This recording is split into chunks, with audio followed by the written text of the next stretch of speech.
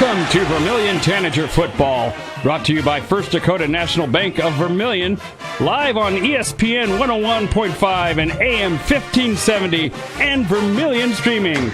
This broadcast is made possible by the following Yankton Sportscaster Club members, including State Farm Insurance Agent Dick Sunday, Vermillion Auto Works, Murph's Appliance, Knudsen Family Dentistry, Intech, Pump and Pack, Dakota Realty, Masaba, First Dakota National Bank, Vermillion Vision Care, Todd's Electric, Larry's Heating and Cooling, Vermillion Medical Clinic, Slumberland, Candy's Couture, Clay County Abstract and Title Company, Blaine's Body Shop, Kalen's Indoor Comfort, JFI, Pizza Ranch, Fuller Digital Solutions, Yankton Thrive, Runnings, Thermobond, The Lumberyard, Dairy Queen Vermillion, Midwest Ready Mix, Clark's Rentals, and Dave's Roofing. It's time now for the Carlson's Body Shop pregame show with the voice of Vermillion Tanagers, Michael Schumacher.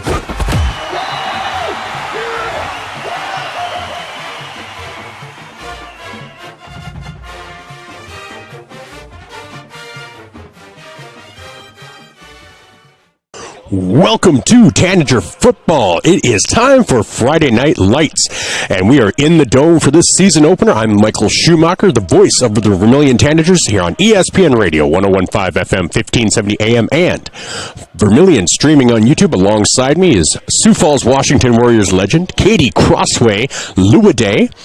Once scored 9 points and 10 rebounds in a game against Huron for the Washington Warriors.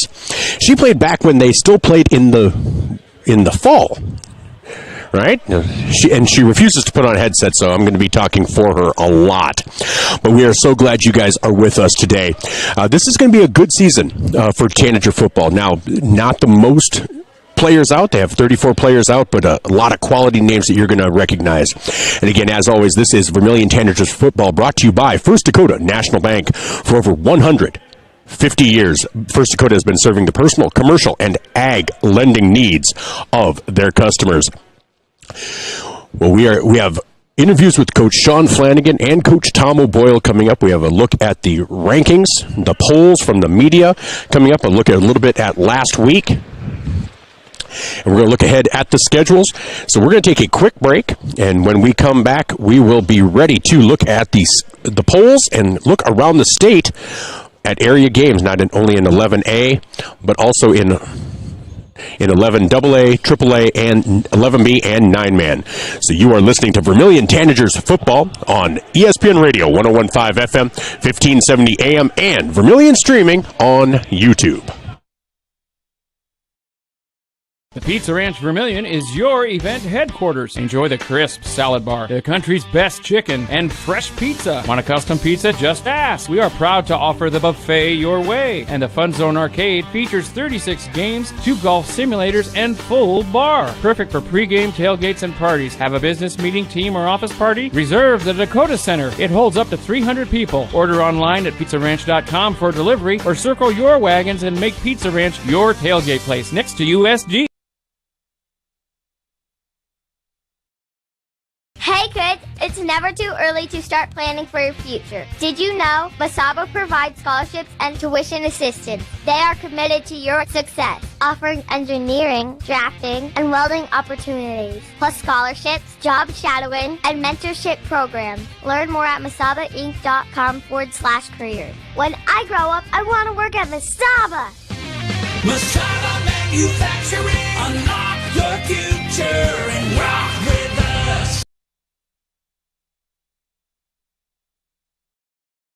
The Dairy Queen Grill and Chill in Vermillion is proud to support local athletics like USD and the Tanagers. The DQ fall flavors are in, and DQ has great food at great prices. Get a $7 meal deal. Choose from a cheeseburger or 3-piece chicken basket with fries, a drink, and a sundae for only $7. Got an office team party or birthday party? If you want to celebrate, don't bake, buy a DQ cake. And DQ supports the Sanford Children's Network. So after the game, take your team for a thrill to the Dairy Queen Grill and Chill, 905 East Cherry Street, Vermillion, South Dakota.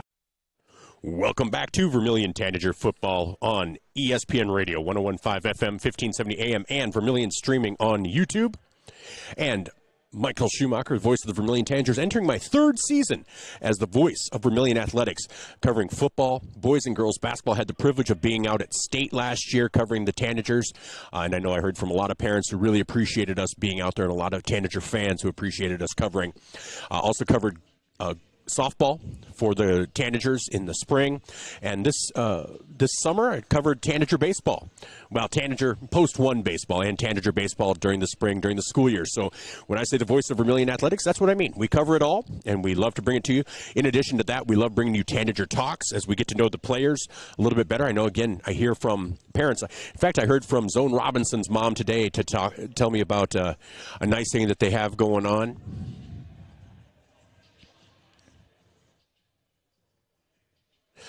That we have a nice thing going on, that all three Robinson brothers are playing together at Mount Marty. So Zone reached out to his mom to reach out to me, thought that might be an interesting story, and it definitely is. So I told her, I said, you know what, we are going to do that story. And so that's why we like doing the Tanager Talks. Those are brought to you by Vermillion, by Dakota Realty in Vermillion. So we are excited for stuff like that. So we try to give you more than just play-by-play. We try to give you a comprehensive view of Vermillion Athletics. We're also going to give you more of a view of the school. We're trying to coordinate with the National Honor Society and Student Council to bring you events coming up and the events of the past week, highlighting some of those students as well, to give them that Tanager Talk treatment, and more sports than just football. We're going to talk to volleyball and to tennis and to golf, cross country. We will be hitting it all. So we love to be the provider of Vermillion Athletics. All right. So let's take a look at what happened last week. Let's look at that those polls. So 11B and 9-man football were the ones that were in action last week. So 11 AAA stays the same. It's Harrisburg with 9 first-place votes at 65 points. Lincoln with 6 first-place votes at 61. Brandon Valley at 3rd with 52. O'Gorman in 4th with 1 first-place vote at 38 points. And Washington with 15 points. Also receiving votes in 11 AAA, it is Sioux Falls Jefferson with 9. At 11 AA, it's Pierre with all 16 first-place votes. In number 2, Yankton, 59. No first-place votes. T-Area in 3rd with 50. Watertown in 4th with 26. And Aberdeen Central in 5th with 20. Again, receiving votes just Sturgis. So really consolidated in the 11 AA and 11 AAA. Now 11A, you start getting a little bit more of a wide berth. Canton on top with 6 first-place votes and 56 points. Tied for second again, Sioux Falls Christian with 5 first-place votes at 52. And defending champion Del Rapids with 3 first-place votes at 52 points. West Central comes in at 4th with 2 first-place votes at 34 points. And Lennox in 5th with 23. Receiving votes, Rapid City Christian at 16, Tri-Valley at 4, and Dakota Valley at 3. So Lennox, 5th ranked, taking on the Vermillion Tanagers here tonight. So it'll be a good test for these Tanagers. Lennox did make the playoffs last year and beat Canton in the opening round to make it to the quarterfinals. So they're looking to return to the playoffs. So they did graduate a lot of talent. So we'll see how they're able to do. All right, now we get down to 11B, where there was action last week. Winner took it to Hot Springs, defending state champion Hot Springs. So winner with 11 first-place votes. They're 1-0, 66 points. Elk Point Jefferson with 2 first-place votes. They're 1-0 with 58 points, still in second. Sioux Valley maintains third with 1 first-place vote at 1-0. Woonsocket, Wessington Springs, Sanborn Central at 1-0 with 4 points. And Wagner at 1-0 was receiving votes last week. They have 11 points. And Woonsocket, Wessington Springs, Sanborn Central actually has 30 points. Sorry. Receiving votes, Beersford with 1, Hot Springs with 1, and Mount Vernon Plankinton with 1. Now, I don't vote in the first couple of weeks just because I feel like it's throwing mud at a wall to see what would stick. But if I had voted this week, I had the privilege of calling that Beersford game alongside Katie and Jake Logue, who is in Kirkby Over Stadium, bringing you tonight Irene Wakanda and Del Rapids St. Mary's. Well, he was with us in Baltic, and Beersford really had a nice showing. Baltic never gave up, but Beersford just was too much. Ashton Oberle, a great thrower, pulled it down when he needed to. Malachi James, a great receiver, but also on a reverse, had a 29-yard touchdown run. So they have a great offense, and they're completely different when Jax Fickbaum is in there. So I would personally have Beersford in the top 5, but that's merely because they're a team I saw, and I thought they looked good. So we had a chance to sit down with Ashton and Malachi earlier this week on At the Mic. Those will be uploaded this weekend, so you will be able to access those interviews with Ashton and Malachi. Now, let's get into 9-man football. 9AA, each of these has multiple people receiving votes. In 9AA, Parkston in first with 11 first-place votes at 1-0.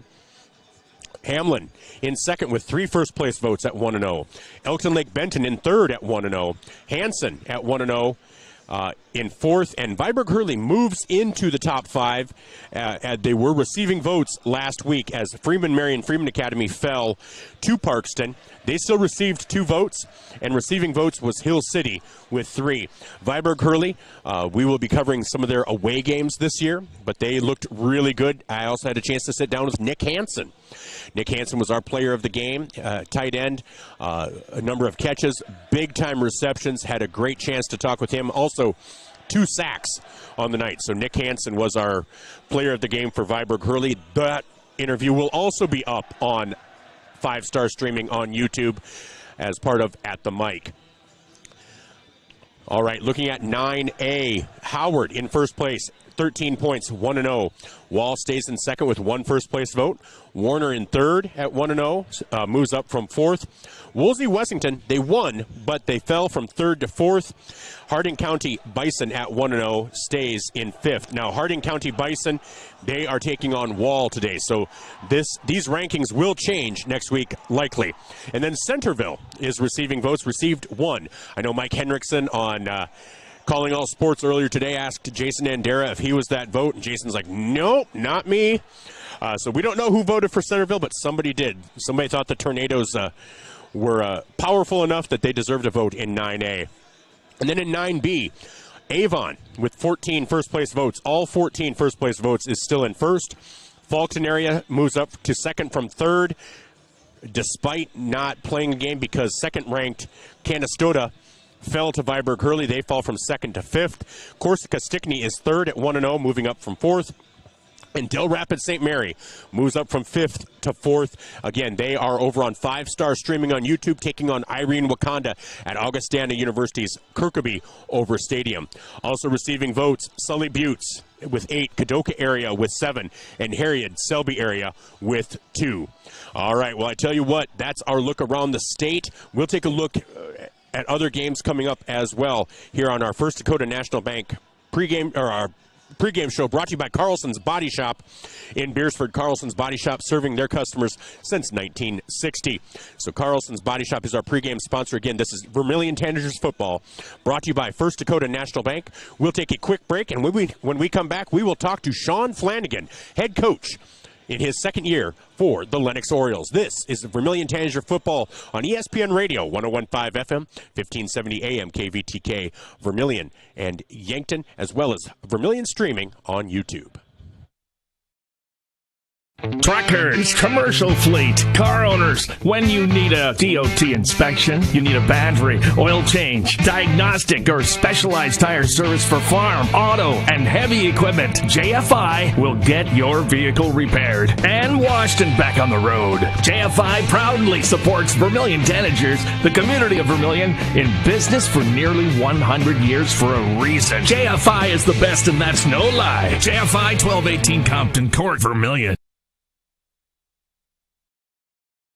Truckers, commercial fleet, car owners, when you need a DOT inspection, you need a battery, oil change, diagnostic, or specialized tire service for farm, auto, and heavy equipment, JFI will get your vehicle repaired and washed and back on the road. JFI proudly supports Vermillion Tanagers, the community of Vermillion, in business for nearly 100 years for a reason. JFI is the best, and that's no lie. JFI 1218 Compton Court, Vermillion. If you're considering a new roof, you want to put your roof in the hands of Dave's Roofing. Dave's Roofing specializes in residential roofing and has over 10 years of experience. Dave's Roofing covers any job from a 60 to 80 mile radius of Sioux City and has a 10-man crew that completes most jobs in one day. Dave's Roofing will make sure the cleanup job is done right afterwards too. And the products installed are impact rated and eligible for homeowners insurance discounts. Look up Dave's Roofing on Facebook and check out the work that's been done and customer testimonials.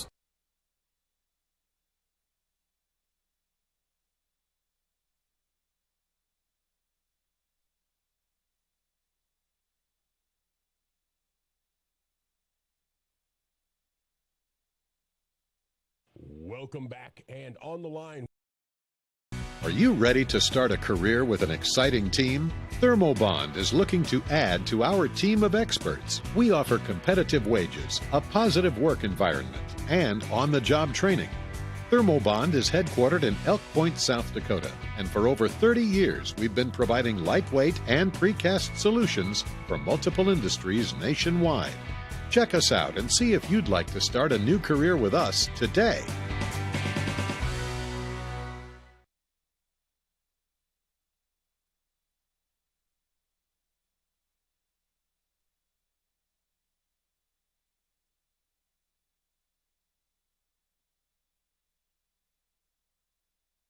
Welcome back, and on the line we have the Lennox Orioles head coach, Sean Flanagan. Coach, week one is here. How are you feeling today? Excited.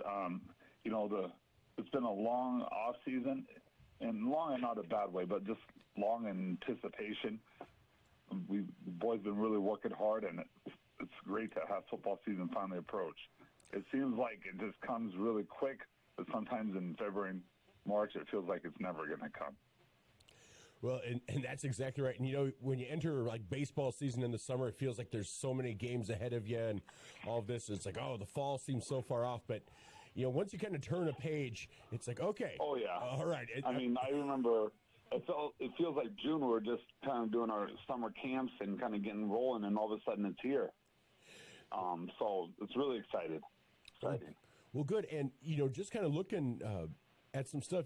Looks like you guys have a lot of returning talent. How are you feeling about your team right now?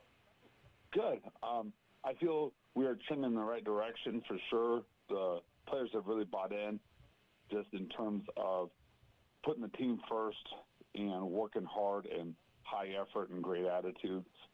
We're not perfect by no means, but we are trying to get better every day, and really, really want to do what's best for the team. So it's really enjoyable to coach a group of young men in that regard. Well, and that's exactly right. You don't expect perfection. You just expect wanting to improve. And if you're seeing that out there, and if you see that, if you're seeing it game to game, even quarter to quarter, mistakes that maybe are made early on, all of a sudden it's like, okay, we can correct this. That as a coach, that has to be one of the goals just in life anyhow, right? Yeah, and just coachable kids that want to do better and want to get input. That's a great thing, is be able to coach the kids. It also too is having conversations with kids that sometimes at the moment they don't want to be coached, but later on they understand why they should be coached or criticized. So it's been really enjoyable. Well, and once you're an adult and you're outside of school, you recognize some of the lessons that you're able to apply actually to life that happen on the ball field and the practice field, that maybe when you're in the midst of it, you're not recognizing the long-lasting impacts. But as a coach, you recognize that this is more than just about today and tomorrow in this season. This is about when you're 25, 30 and entering the workforce or entering fatherhood or entering into a relationship. 100% agree. We talk about it too. It's like, that's why we really emphasize putting the team first, because later on in life, I have a family, a wife and kids, and, putting them first and learning the lessons I had through football is it's not always about you, but you put other people first and your family first, and, you'll have some success doing that. It's not always worrying about yourself all the time. Well, and that's some pure joy right there too, is when you help others and they succeed. Well, exactly. And how long have you been coaching? I'm 41. Gosh, I don't know. I guess I've been involved in football, I would say, since junior high. I would say high school, really enjoyed football. My sophomore going up into now. So where football's really been part of my life. So I don't know how many years I've been coaching ever since and played college football. So I don't know. I've been involved in football for a long time. So. All right. And as that, converting from, player to coach, and you're probably reaching that where you're starting to see some of those players that you coached when you were younger are entering that stage, like you said, even in relationships and career. Have you been able to maintain contact and relationships with some of those players? Yeah, some of them. I don't know. I guess it's a little different for me. I always think, I like the relationship I had with them coaching, but sometimes it's like, okay, now they can, I say hi and stuff, and but I'm not really like calling them left and right and things like that. But I bump into players, and it's fun to catch up with them and talk to them and see where they're at in life for sure. But I guess too, sometimes it's the amount of time football takes out of my day, and then on top of that, my family. So it's always hard for me to have extra friends or extra relationships because it's kind of that work-life balance for me between the kids I'm coaching now and the time I'm putting in now, and then also my kids. Because anytime I feel like, too, is if I'm, doing something extra outside, it's just taken away from my family, too. So I really don't have hobbies, if that makes sense. Well, that makes complete sense. My daughter is graduated now. She's just finishing up college, but watching her grow up, everything. You always thought, okay, this is taking away time with my child, with my family, and so there's that fine line. But coaches, just like players, you put in the time, and it's a lot of hidden time. It's not just the time right after school practicing. It's not just the time on the bus and at the game. You are constantly doing stuff, even when you are home. You are dedicating some time because you need to be prepared, and you need to show your players exactly how prepared they need to be. So it's a full-time job in addition to everything else you have going on. Yeah, I agree. And the great players approach it that way too. They don't just look at practice. Okay, I'm just going to show practice. That's when I'm going to get better. They focus, what am I going to do in the off-season, train, do other sports, watch film, go to camp, work on my craft. And we have a lot of players who are putting a lot of time and investment in that. So it's great to see. But I agree, it's a commitment, but also it's a great thing. I really enjoy it. Otherwise, I wouldn't do it. But just the time commitment, too, is just having that balance between how much time you put into football and then also how much time you give back to your family, things like that. So, it's just tough to have other relationships outside of football and family for me personally. Well, and I can completely understand that. And so I just want to say thank you for carving out some time for me today. Hey, let's just talk. No problem. I enjoy it. Let's talk a little bit about your team. Quite a bit of returning talent. Who are some of the leaders of this squad, whether it's statistically or even just that field leadership that they kind of know what to do and what needs to be said out there in the huddle? We got a lot of good leaders. I always have a hard time of naming players because it's, that's great to highlight players, but it's also, I don't like it because if we're going to highlight some, then we're not going to highlight others. But I would say the 4 leaders that the team has voted for captains have been Corbin, Hanneman, Boston Katzer, Tate Curtis, and Emery Lafers. So those 4 guys have really obviously put the time in with the team, and their teammates think that the leaders of the team willing to follow them, and they've been doing a great job. But we have a lot of other great players on the team. It's in terms of leadership and just terms of setting the standard and showing the example of showing up early to practice every day, working hard, and having a great mindset. And when we practice pretty hard. We don't condition at the end of practice because it's pretty high tempo. We go from drill to drill, short lines. So it's not easy, and it's not fun.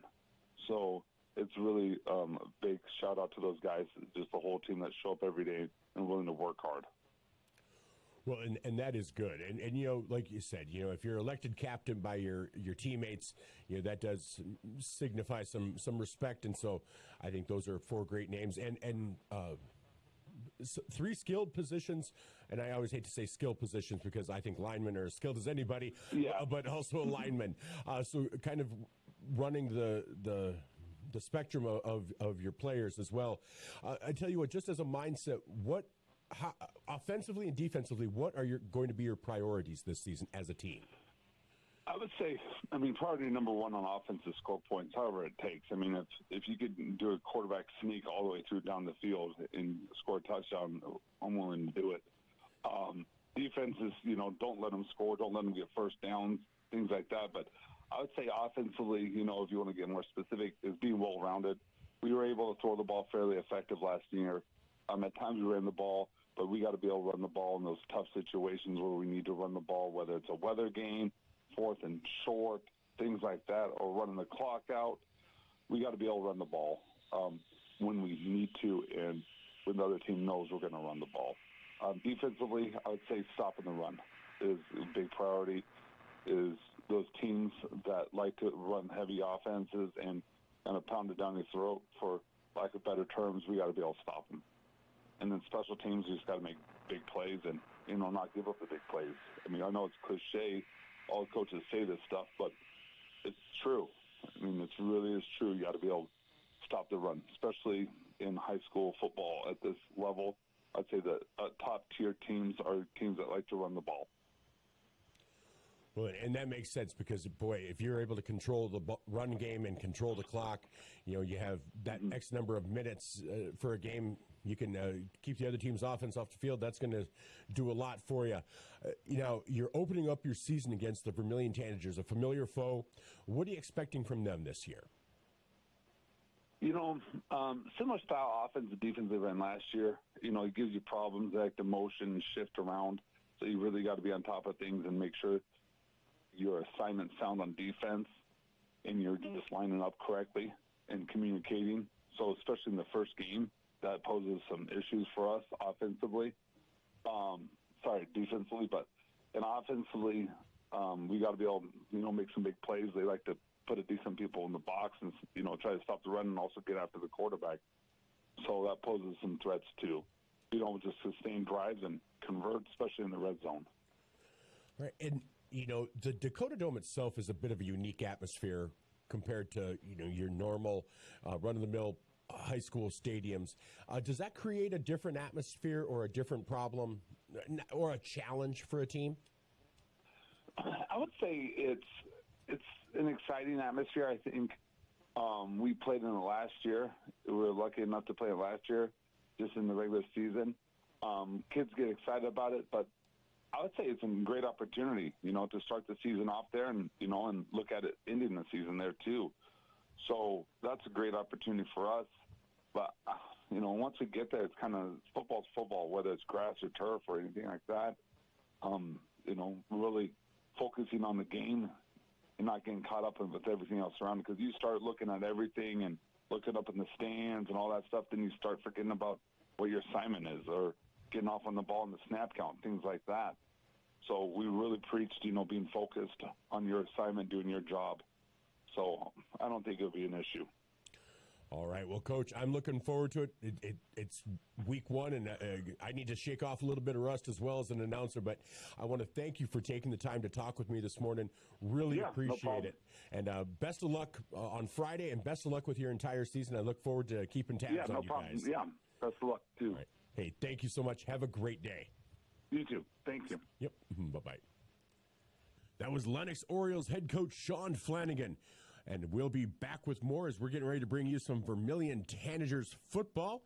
That'll be on Vermillion streaming as well as ESPN Radio, 101.5 FM, 1570 AM KVTK. Vermillion and Yankton, your home for Vermillion Tanagers Athletics. Welcome to Runnings in Vermillion. Shop their great lineup of clothes for women. Names like Ariat and Carhartt for men. Boots and shoes and kids' clothing.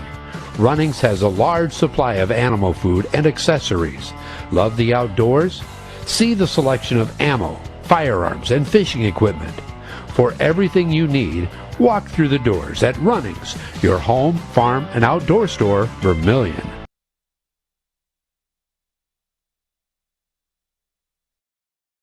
I'm Blaine Olson, owner of Blaine's Body Shop in Vermillion. I grew up here, graduated here, and now have a business here. I'm proud to serve the community that has helped me live this dream. I have top-notch equipment, the latest in training, along with a work ethic and the desire to serve you. Should you need repairs in the future, please remember Blaine's Body Shop across from Polaris on the Highway 50 bypass in Vermillion. Blaine's Body Shop. Automotive collision repair. Now online at blainesbodyshop.com. Coach, how are you doing today? Good morning, Michael. I am doing fantastic. Happy Friday to you. It is so much fun to put to bed the summer workouts and the fall camp and the fall practices and today's game day, and very much looking forward to hosting a very formidable opponent tonight in the Lennox Orioles, and I believe the Tanagers are ready to really do a nice job tonight.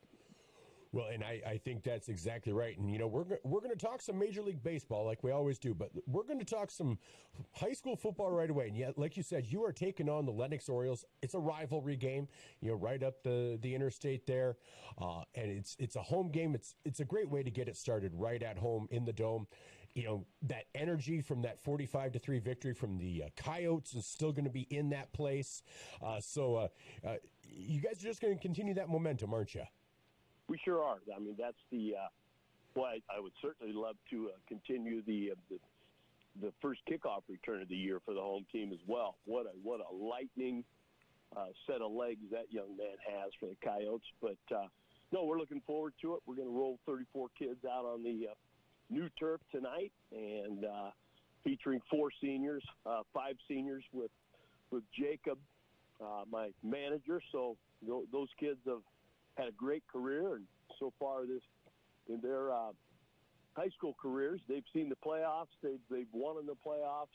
We've taken 2 years off of that, so we're looking to get back and regain some playoffs exposure. But boy, it certainly is a big night for 4 kids, I know, but 34 in total. Well, I tell you what, like you said, those 4 kids, 5 with the manager. My daughter was a student manager, and I was a student manager, so I know how valuable they are to your team. I tell you what, let's just give them a shout out by name if you want, if it's not Absolutely. too early. No, Jacob Larson is a young man that has he's been on the sidelines since I've been on the sidelines in Vermillion. He is an incredibly invaluable young man, member of our team, as absolutely as important as quarterback. At every practice, at every game, does our filming. I believe that Jacob has a hand in my tenure on the sidelines with Vermillion, sending 4 kids to play college football with his ability to film and do a great job. And so, you know, they're just the unsung heroes of high school sports in general, the managers, the secretaries that put the rosters out and build the programs, the custodians that absolutely make it their mission, if you will, to give kids the best playing surface or the best playing facilities around. So there's a lot of people to thank when you start looking behind the scenes in athletics. Well, and that's exactly right. It's a team element and a team atmosphere, and it's never just one player. It's not 1 on 11. It is all 34 members of your squad plus your staff, all of that. So excellent. Well, you guys are playing a Lennox team, and we're going to talk about them in just a moment. But let's talk about your team first. You said you're rolling out 34 kids. We've talked about it a little bit, but who are some of the players that have stuck out to you during these fall camps for you? In leadership alone, beside the fact that these kids are all very talented young men, our 4 seniors, Raleigh French, this will be Raleigh's 4th year of starting, and last year was an all-state middle linebacker and does a heck of a job as left guard. Connor Peterson, who has been a DB, a wide receiver, a running back at times for the Tanagers as a senior. Has really, was second in the state as a sophomore with 7 interceptions in the secondary. Landon Cerny is his partner in crime in the secondary, another very, very talented, strong safety that is a coach on the field. Really is an intelligent kid with formations and what we're trying to do. And, he's a miniature Coach Budmeyer, Gary Culver out there, gets kids lined up and does a super job. And then Sean Doan, who's kind of been the utility knife for the Tanagers, at one point started as a quarterback for us, freshman and sophomore year, and then due to injury kind of moved around, and last year separated his shoulder. And, Sean has kind of found himself now he's at a hybrid tight end position for us, and he'll start. And he does a great job running routes, being a former quarterback and a lifelong kid that loves football, understands the game and understands where he needs to be in coverages. And he's also an outside linebacker. So those 4 seniors will be on the field. And as I mentioned earlier, Jacob Larson, very, very, just a great young man that does a super job for us up high in the sky, where you know a little bit about that with the film. Well, so yeah, with that leadership, like you said, and you mentioned a couple of those guys, coaches on the field for you, because once they're on the field, there's only so much you can do. You communicate and stuff, but there's a lot of things that happen in the moment that those guys need to see and communicate to the guys that are 3 yards away, and that's how important that is. And having somebody like a Sean Doan who understands the quarterback position, but being out there on both sides, whether it's linebacker or as that tight end hybrid like you're talking about, somebody that can understand that is also so valuable to a coaching staff. It's fun to watch the football IQ of this team.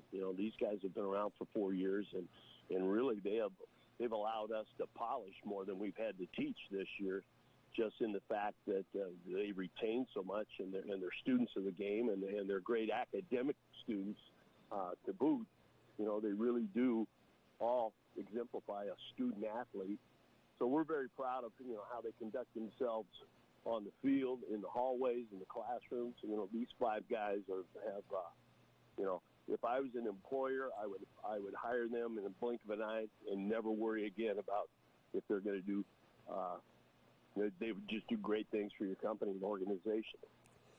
Well, and that actually is right there, because I know a lot of people are like, oh, what's the point of athletics? I think some people try to minimize it, and I think everything plays a part in high school. It's a chance to be a part of a team, and you're not always going to be the leader. You're not always going to be the star, but you're going to be an integral part of that. And your work ethic and what you put in off the field or on projects that aren't maybe necessarily getting attention, those are all applicable to real life. And I think people need to recognize that as well. It's not just about the game in those 48 minutes. It's about the next 48 years sometimes. Not to sound too eloquent, but it's not just about that day. I think you said it. That's fantastic how you put that. I think that having been an athlete and been a pretty good student athlete, thank goodness to my parents and their beliefs, but the ability to do or perform at a spot that another person sees you better to help a team is probably the most selfless act a young person can do. And high school activities are different coaches have different beliefs and move kids around, and the ability to adapt, which is taught through athletics every day because of repetition, I think is a lifelong skill that will serve people very, very well. Well, and I think so too. And so I think you've got some good young men out there. Just as far as the nuts and bolts, X's and O's, what's kind of your game plan or your mindset going forward? Well, we're so fortunate to have 2 very, very talented and experienced quarterbacks and an extremely talented and experienced tailback in Ryan Chapman. So, our opponents are going to see both Hayden Christopherson and Nolan Nygren under center at QB. They both do a super job. You're also going to see him at receiver. They're just that important to us that when one of them's taking snaps, it's quite likely you'll see the other one running routes and being on the other end of a reception. So we've got a great thing going there. The seniors I mentioned are also receivers. Our offensive line has done such a great job. We're going to commit people with a little more size than what we've had in the past. So at times, Michael's going to allow us to add an extra tackle and just try to get downhill. And that's not something that we have done in my tenure here at Vermillion, but due to the great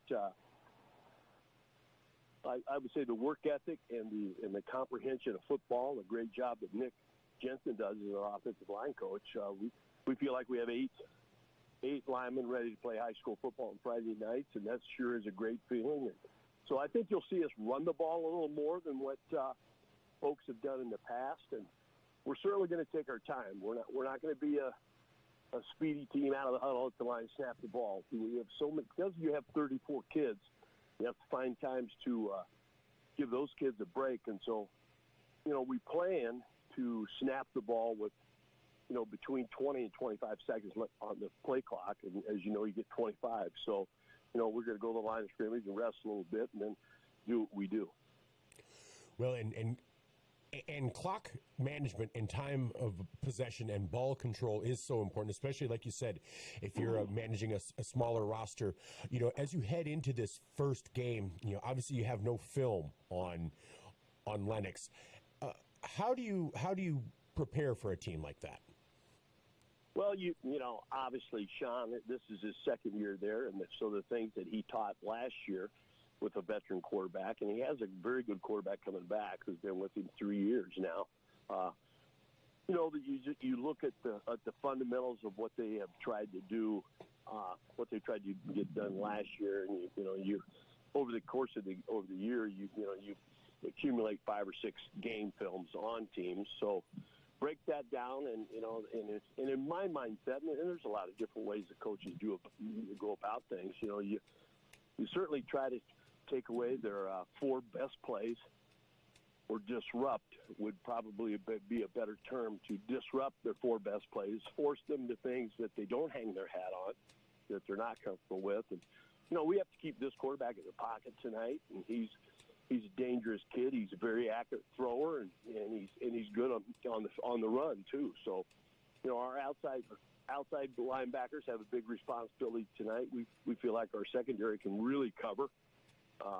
Got great faith back there. We're starting 2 seniors and 2 sophomores, and we feel like we have super athletes in that respect to bottle up a Lennox. They're going to score and they're going to have big plays. That's part of the game. That it's just how we rebound and we come back, because we're going to score and we're going to have big plays as well. And this is just a great attitude, this football team going in. It's a positive feeling. It's a very tight-knit locker room. These guys truly do believe in each other and believe in our ability to be we're kind of a dark horse, because we're not getting a lot of respect around the state from coaches or polls or whatnot, and I love that. I've never been a fan of the polls and people voting preseason, midseason. They don't go to these practices. They're most times they're not at your games, but then again they're casting votes on who's the best team out there. You want to play your best football toward the end of the season and get yourself in the postseason hunt, and then everything's up for grabs. But for us, it's a huge game tonight for the Vermillion Tanagers to get out of this baby 1-0.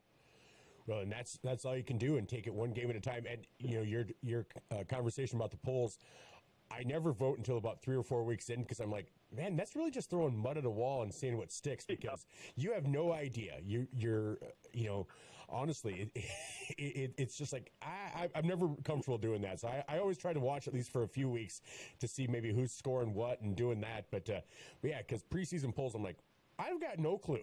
I have no clue what Hot Springs has coming back in 11B. I don't know what Lennox. It's just one of those things. So I agree with you on the polls. I think sometimes they get started too early, and so I think you guys can be a dark horse. Yeah, like you said, not a huge squad, but if you're athletic, tight-knit, that's going to go a long way and get you guys back to the playoffs and hopefully a march to the Dome. So I'm looking forward to tonight's game, and I think that's going to be great. But you know what? We also have baseball going on. Get the finest wood in the neighborhood. Down at the lumberyard. Down at the lumberyard. But it's not just wood at the lumberyard. With a wide variety of quality building materials, the folks at the lumberyard can help you with all of your project needs. Whether it be paint, siding, cabinets, windows, or of course lumber, the lumberyard is ready to help. The best wood in the neighborhood at the lumberyard, 1000 West Cherry Street in Vermillion.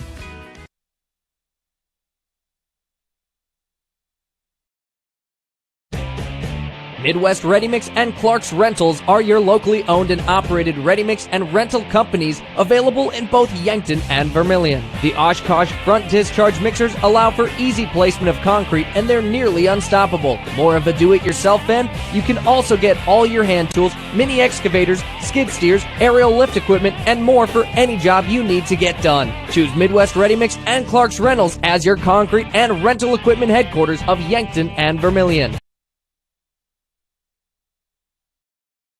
This is your invitation to thrive in Yankton, South Dakota. Nestled on the bluffs of the Missouri River, plenty of outdoor adventures are waiting.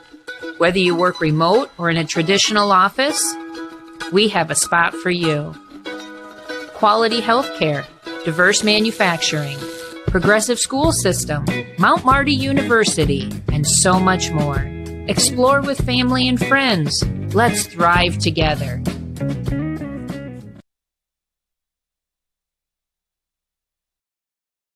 For over 40 years, your local heating and cooling contractor has been Larry's Heating and Cooling. How do we stay in business that long? Our customers know we stand behind our work. We offer top quality name brand equipment, and no one matches our pricing. When compared to the other local Lennox dealers based in Iowa, we are $2,000 less for the same equipment.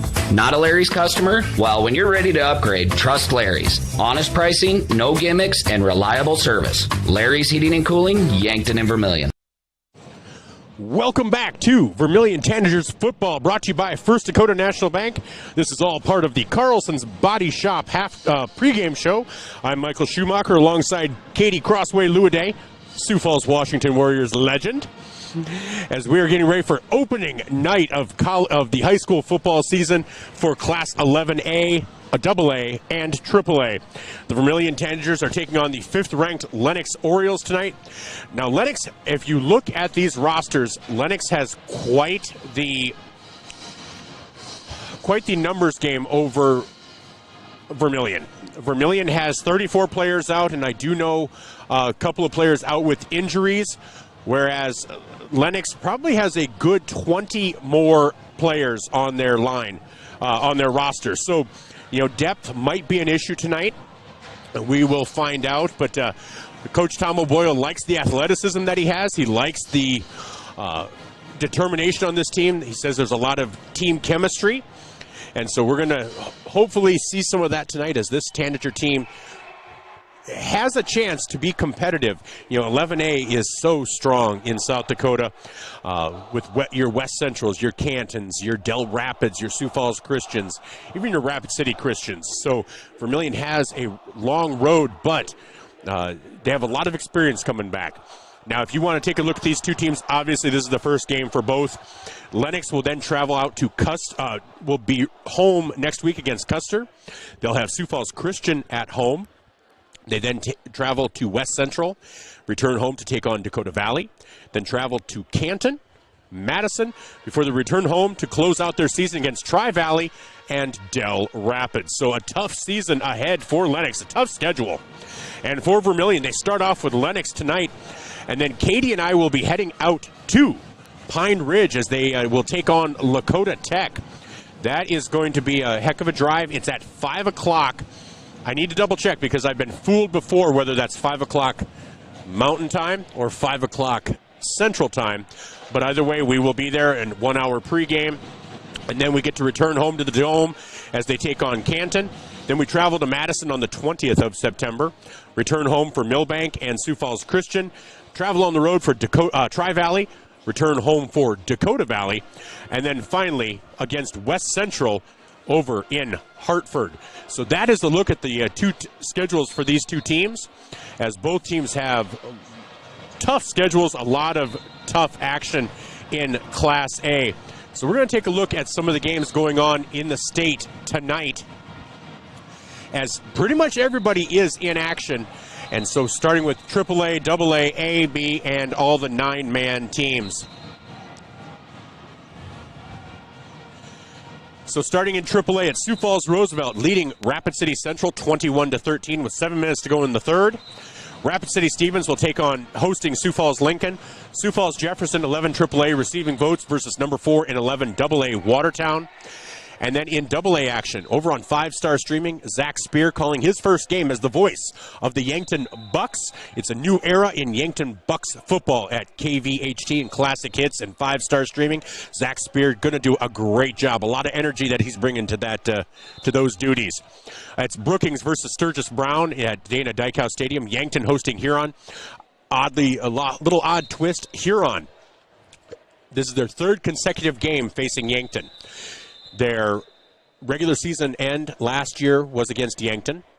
They then, opening round of the playoffs was against Yankton, which Yankton won. And now their opening game of this season is against Yankton. So Huron's going to be kind of sick of seeing Yankton, especially if Yankton beats them for a third consecutive time. Over in Mitchell at Joe Quintal Field, it's Mitchell versus Rapid City Douglas. Spearfish is hosting T Area, third ranked in Class AA. And then again, that number 4 Watertown in AA is on the road at Howard Wood Field, taking on receiving votes in AAA, Sioux Falls Jefferson. In 11A right now in Canton, top-ranked Canton is tied with receiving votes Rapid City Christian at 7 apiece with 7 minutes to go in the second. Madison leads Belle Fourche 21-0 with 7 minutes to go in the second. Also tonight, Custer hosting Tri-Valley. Del Rapids hosting Dakota Valley. That's second-ranked Del Rapids versus receiving votes Dakota Valley. And probably the battle of the night in Class A, Sioux Falls Christian ranked second versus number 4 West Central. And then Millbank is hosting Lakota Tech at A.B. Campbell Stadium starting at 7. And in 11B, which might be the most competitive, at least for the top 3 or 4 in the state, Mount Vernon and Plankinton receiving votes is leading St. Thomas More 22-6. Later tonight, Woonsocket Wessington Springs Sanborn Central takes on Lee Deadwood. Webster area versus McCook Central Montrose. Number 1 winner will be hosting number 5 Wagner. Groton area versus Mobridge Pollock. Hot Springs versus Miller Highmore Herald. Dual and Sisseton. Flandreau versus Baltic. And Parker is hosting Beersford. That is going to be on 5-Star Streaming on YouTube. Gage Ravelette will be on the call for that game. In 9AA action, Hamlin versus Hanson. Number 2 Hamlin leads number 4 Hanson 20-0 at half. DeSmet taking on Garrettson. Parkson takes on Stanley County. Corsica Stickney taking on Scotland Menno, who had a nice win last week. Hill City taking on Lemon McIntosh. Viborg Hurley, number 5 in hosting number 3 Elkton Lake Benton. Britton Heckler versus Leola Frederick area. Freeman Marion Freeman Academy versus Bond Home in a nice area matchup. Trip Delmont Armor, AC Lightning Bolt DC versus Gregory. Redfield versus Kimball White Lake. Florence Henry versus Waverly South Shore. Wabash Summit versus Great Plains Lutheran. And New Underwood versus Bennett County.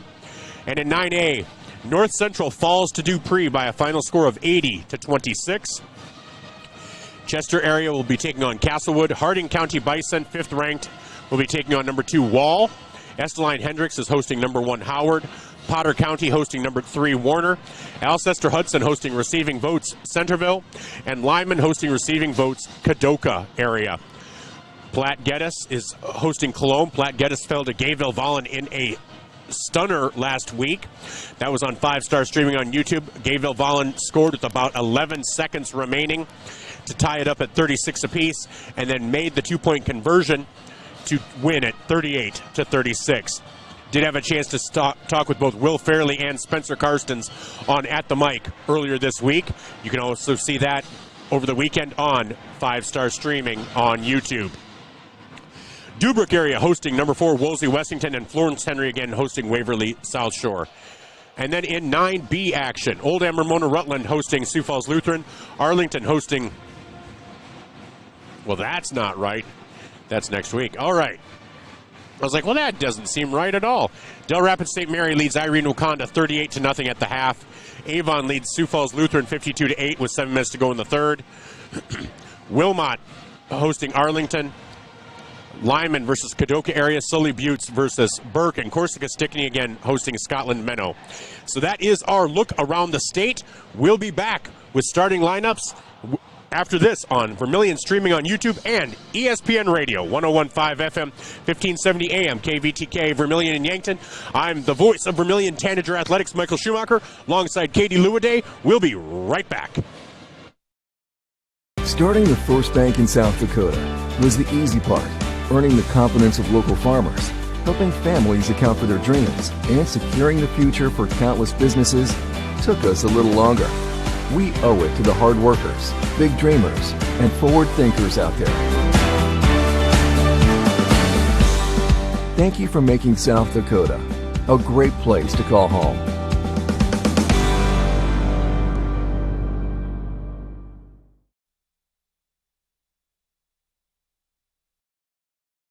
If you want somebody to come into your home and fix everything right the first time, look professional, act professional, treat you with respect, you gotta call Kaylin's. When they come in, I feel that they want to be there. I feel that they want to help me.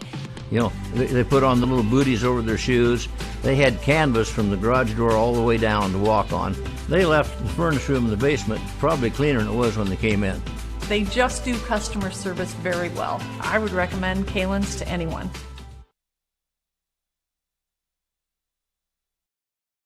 Fuller Digital Solutions started small, but now we're growing as FDS provides live streaming coverage for over 20 schools across 3 different states on our Fuller Digital Solutions YouTube channel. Subscribe to get notified when we go live for your school events. Big events are captured live, and your business can get noticed with advertising during our live streams. Local talent and camera operators are encouraged to contact us too. For future employment, no experience necessary, we will train. For information about advertising or working with Fuller Digital Solutions, email us and follow us on Facebook.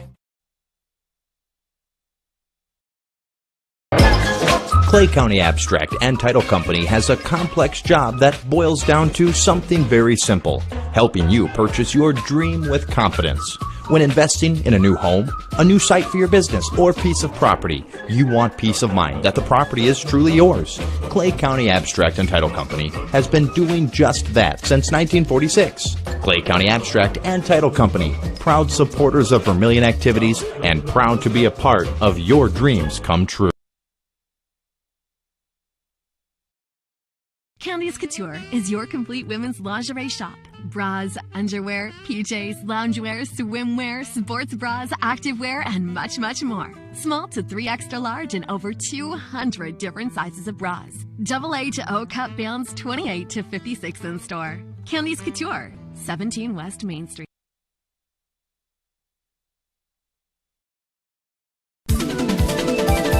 Slumberland Furniture in Yankton, the place to shop for your next new mattress. Find brands like Stearns & Foster, Nectar, and the hottest selling mattress, Purple, measured for your comfort and a dream-laden night's sleep. There's the new Adapt by Tempur-Pedic as well. Slumberland Furniture has Flex Steel furniture too, comfy and classy. That's Slumberland Furniture, 2401 Broadway, Yankton.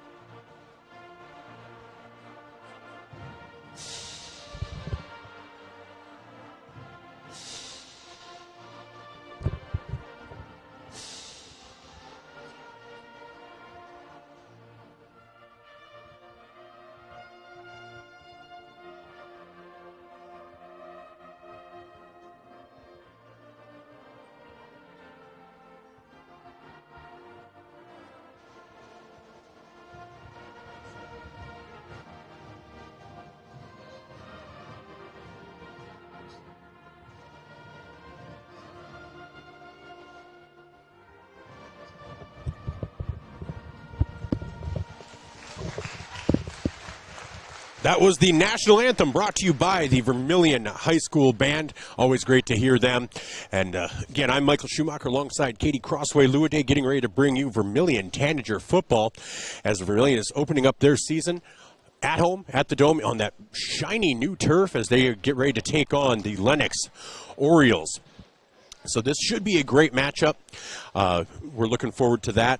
So we'll be right back, and we will have kickoff right after this on ESPN Radio, 101.5 FM, 1570 AM, and Vermillion streaming on YouTube.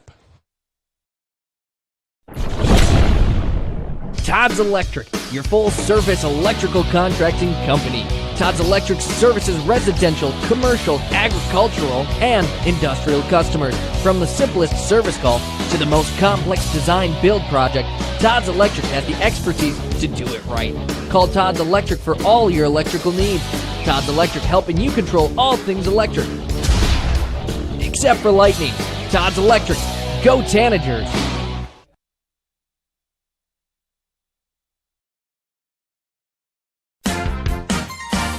Hi, I'm Farron Pratt, president of First Dakota National Bank in Vermillion. It's just about game time, so grab some snacks, find your seat, and get ready to cheer on the Tanagers to a victory along with First Dakota. And after the game, when you've had a chance to catch your breath, come on down to First Dakota National Bank and chat with us about how we can win your business too. We've got a pretty impressive team, if I do say so myself. But for now, it's game time. Let's go Tanagers! Welcome back to Vermillion Tanagers football, brought to you by First Dakota National Bank for over 150 years. First Dakota has been serving the personal, commercial, and ag lending needs of their customers. We thank you for joining us for the pregame show. That was brought to you by Carlson's Body Shop in Beersford. Our scoreboard sponsor is Masaba. Look for a rock star career at Masaba. And our replays will be brought to you by Pied Piper in Vermillion. Pied Piper with locations in both Yankton and Vermillion. So Lennox wins the toss. They will kick off to Vermillion. The captains for Vermillion are Connor Peterson, senior running back, defensive back, 6 foot 175. Sean Doan, senior quarterback / linebacker. Also, if you heard the pre-interview with Tom O'Boyle, playing at a kind of at a tight end position as well. 6 foot 170. Landon Cerny, senior wide receiver, cornerback, 6'1", 170. And Raleigh French, the senior all-conference offensive guard and linebacker. It's 5'10", 190. So again, Lennox will kick off. Back deep for Vermillion will be Mike O'Beal. And I believe Ryan Chapman.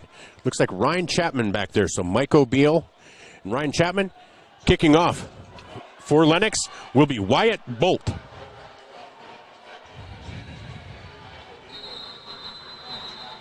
Here's the kick. Oh no, it's kind of a misdirection. And that comes up to Mike O'Beal. He fumbles it. Chapman falls on it at the 22. Not the way you want to start, but at least the ball rolled forward. So Vermillion will take over on the 22-yard line. So they have 78 yards to go. And so coming out, they will be in their white pants with red jerseys, white lettering and numbers with black trim. Lennox in those black pants with white jerseys, black numbers, and orange trim. So Ryan Chapman in the backfield.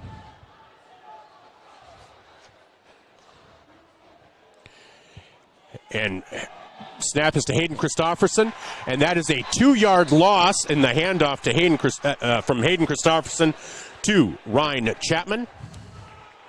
So Ryan Chapman, 1 carry for -2 yards. That'll make it 2nd and 12 for the Tanagers. Again, there was a competition for quarterback. Hayden Christofferson and Nolan Nygren both had experience, but Hayden Christofferson has won out. But I do believe they are going to be both seeing playing time. So single receivers left and right. Ryan Chapman in the backfield behind Christofferson. Here's the snap. There's the throw. Out to Nolan Nygren, like I said, and he will make it up to the 25. So that's a 5-yard gain as Nygren gets it ahead for 5 yards. So Nolan Nygren, 1 reception for 5 yards. That will make it 3rd and about 6 yards to go. 3rd and 6, 3rd and 7. So clock is running, 1 minute down, 10:50 to go here in the first quarter. As Coach O'Boyle did talk that they are going to take their time coming out of the huddle. And so Christofferson with Chapman lined up behind him. 2 receivers left, 1 right. Here's the snap to Christofferson. Hand off to Chapman. Chapman off the left-hand side. Ooh, just unable to break the tackle of the Lennox player. And that looks like number 33 for Lennox. That is Shaden O'Lean. So that run gains nothing. So 2 carries for -2 yards. That will be 4th down. Oh, no, it's 4th down. So back to punt. Looks like it is Christofferson. Back deep for Lennox. Will be Tate Gertis. Here's the kick from the 25. That'll land at the 45. Taken there by Gertis. He makes it back to the 50. Back to the 45 of Vermillion, and he will be taken down at the 43 of Vermillion. He is tackled by Connor Peterson. So Tate Gertis with about a 12-yard return. So Lennox will take over at the 43-yard line. That is where Vermillion's defense will come out, looking to stop this offense of Lennox.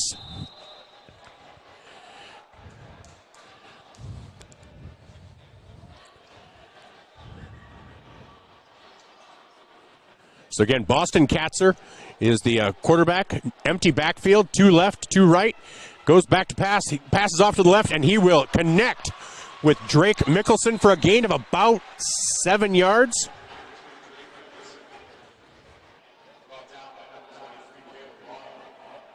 So Caleb Lara with the tackle. Gain of about 7. So Boston Katzer hands off straight ahead, and that will be a 2. Keeps churning. Looks like about a 2-3, maybe 3-yard gain after that. And that was Tate Gertis with the carry, and we'll see if he gets a first down. Looks like they're going to mark him. From this angle, it looks they're going to mark him short, so I'm going to say 2 yards. So it's going to be 3rd and 1. No, they're going to give him first down. Yep, they're giving him first down. So it was a 3-yard gain. All right. I thought from up here it looked like he definitely had it. Not by a ton, but definitive. So that will give Lennox a first down, 1st and 10.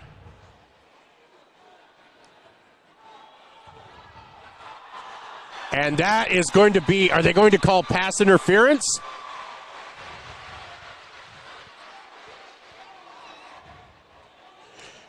So the pass was incomplete, but there's a flag on the play. And they are going to call pass interference. I believe they're going to say that they got there just a little bit early. I believe that was Landon Cerny on the defense. So they start at 32. And they will mark this off.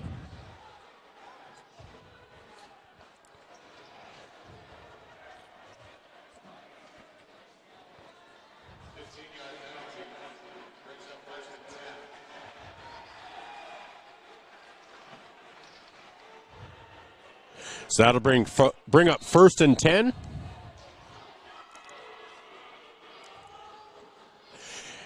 Katzer looks back to pass. Cerny on the defense, and that is incomplete. Incomplete. Good defense by Cerny. No pass interference on that one. So that will make it 2nd and 10 for Lennox from the 17-yard line.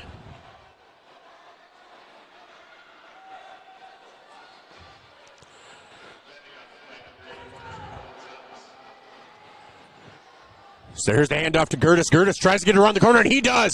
And he will be in for a 17-yard touchdown run. That is a 17-yard touchdown run for Tate Gertis. And the replay you see on Vermillion Streaming is brought to you by Pied Piper. So that makes the score 6-0 in favor of Lennox. 6-0 as they look to the sideline. I believe they will be going for 2 as the score is 6-0, unfortunately, in favor of Lennox if you're a Vermillion Tanager fan. 8:25 to go, and Lennox has gone on top. Again, that replay that you saw on Vermillion streaming on YouTube brought to you by Pied Piper Flower Shop in Vermillion. So Katzer lines up. It's an offset line as they are trying to direct. It's that first game. There's all these movements and jitters. So offset, Leighton Smith lined up wide right, and they are going to call a penalty. I believe that's going to be a delay of game.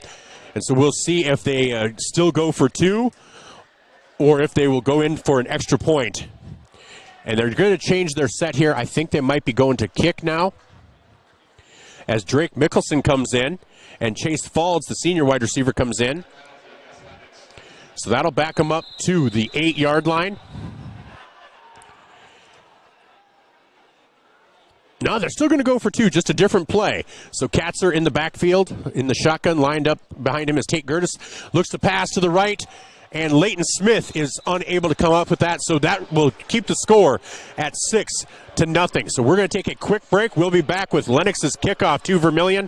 8:25 to go here in the first quarter on the Masaba scoreboard. Vermillion trails 6-0. We'll be back after these messages. Wanting a specialist without leaving town? We've got you covered.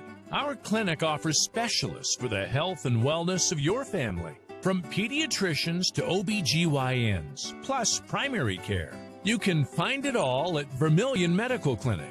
So much care, so close to home.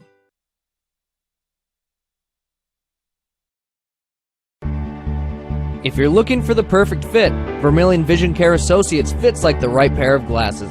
Vision Care Associates has its roots in family eye care, and the doctors are well known for being primary eye care providers. With the ability to treat and diagnose a variety of settings, Vermillion Vision Care Associates is the right fit for you. Plus, they can fit you into a new pair of glasses, sunglasses, or contacts that feel just right. With continuing education, see the best doctors at Vermillion Vision Care Associates. And the kickoff comes down to Ryan Chapman at about the 15, takes it back to the 20, makes a couple people miss, gets to the 22. A 7-yard return for Ryan Chapman. That is where Vermillion will take over yet again at the 7-yard line, or a 22-yard line after a 7-yard return. So 8:18 to go. Lennox is on top on the Masaba scoreboard. This is Vermillion Tanagers football, brought to you by First Dakota National Bank.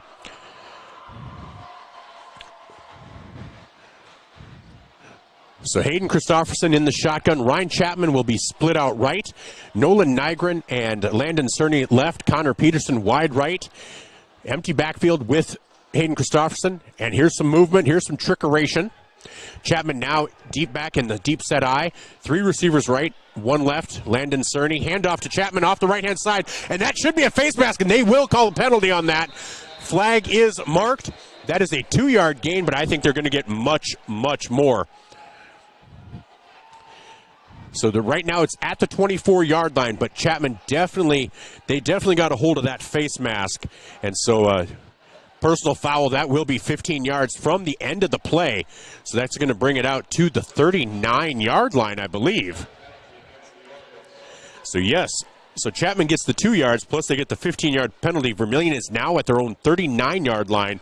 1st and 10 with 8:13 to go here in the first quarter. Vermillion looking to drive, looking to bounce back and answer that touchdown drive of Lennox's. So Christopherson in the shotgun, Ryan Chapman in the deep eye, 1 receiver right, 1 receiver split left, Nolan Nygren in the tight end. As Christopherson, he is sacked back at the 31-yard line. That is an 8-yard loss for Hayden Christopherson. That pocket broke down in a hurry, unfortunately, and Christopherson had nowhere to go with the ball. So clock continues to run, and that will make it 2nd and 18 for the Tanagers.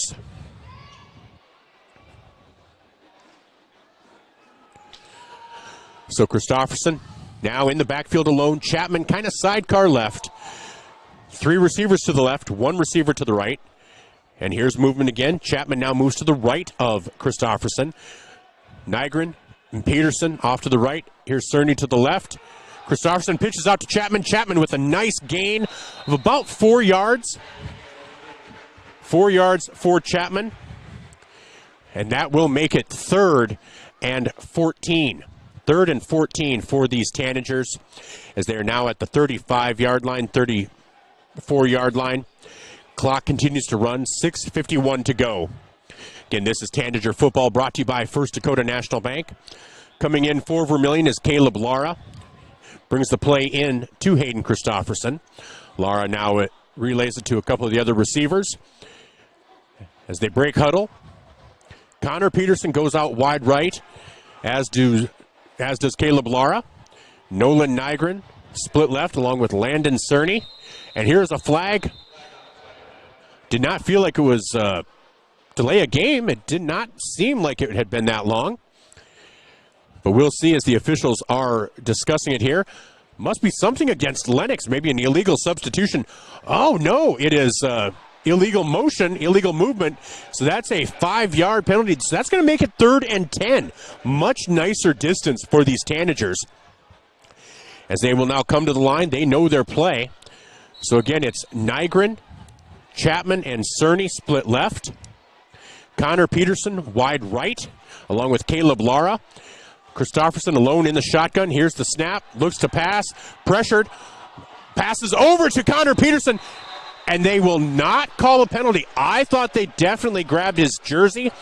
But the officials on the ground did not see it. So, and it may have just been incidental contact. So that is an incomplete pass, unfortunately, for Christofferson. And that will make it 4th and 10 for the Tanagers from the 39-yard line. So Vermillion will likely punt here. As I thought it looked like his motion was impeded, but the officials did not, and that's who matters. So back to punt is Hayden Christofferson. Back deep is Tate Gertis for Lennox to receive his second punt of the night. So Christofferson kicks it from about the 31.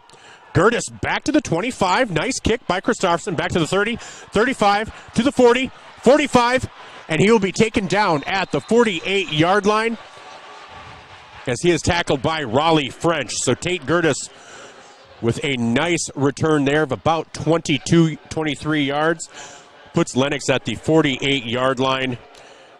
Still on their side of the field, but getting ready to cross over into Vermillion territory for the second time with 5:57 to go here in the first quarter. Snap is to Katzer. Katzer hands off to Gertis. Gertis straight ahead. Bulls ahead for a gain of about 5.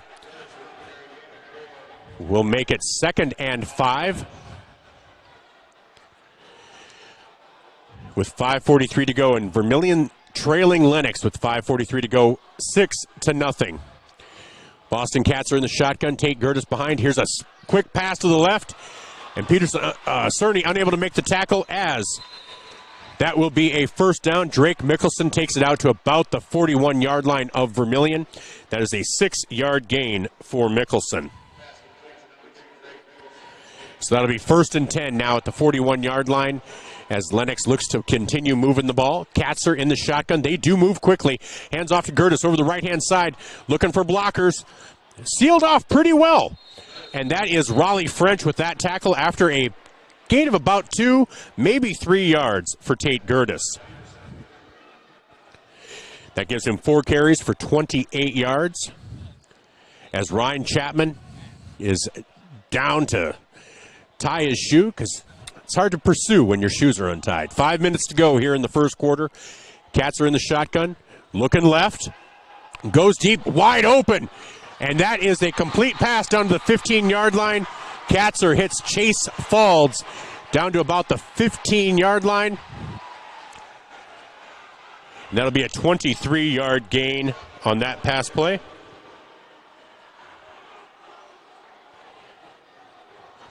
So 1st and 10 from the 15. Handoff, no fake to Gertis. Katzer looks over the middle, and that is incomplete, out the back of the end zone. So that'll stop the clock with 4:34 to go here in the first quarter. Lennox leads Vermillion by a score of 6-0. 6-0 with 4:34 to go. Clock is stopped. Katzer now in shotgun. Tate Gertis in the back. 2 receivers right, 1 left. Gertis looks left, and that will be incomplete. I know Lennox was hoping for pass interference call, but it was incidental contact. I think their feet got tied up just a little bit. So now with 4.5 to go, that will make it 3rd and 10 from the 15-yard line. Boy, Vermillion would love to get a stop here, make them try to kick it or go for it long. Here's the snap to Katzer. Katzer pressured, gets it out to Gertis. So Gertis to the 10, to the 5, and he will not make the end zone, but he will get a first down, and that'll make it 1st and goal for Lennox after that pass play of 12 yards to Tate Gertis coming out of the backfield. So 1st and 10 now. They used the motion, misdirection to the right. 4:14 to go. 1st and goal for Lennox from the 3-yard line. Katzer brings them back to the line with Tate Gertis back deep.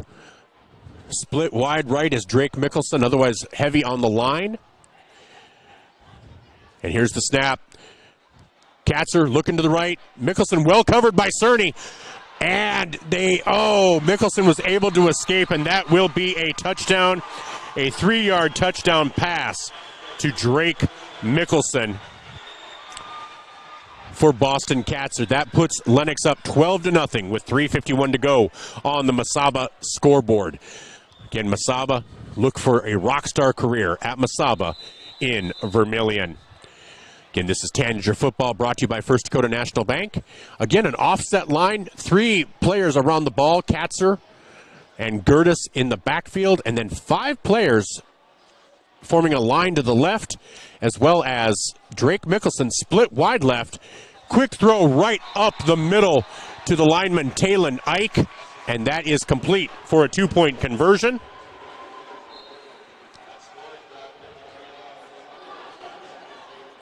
So Talon Ike with the 3-yard 2-point conversion pass.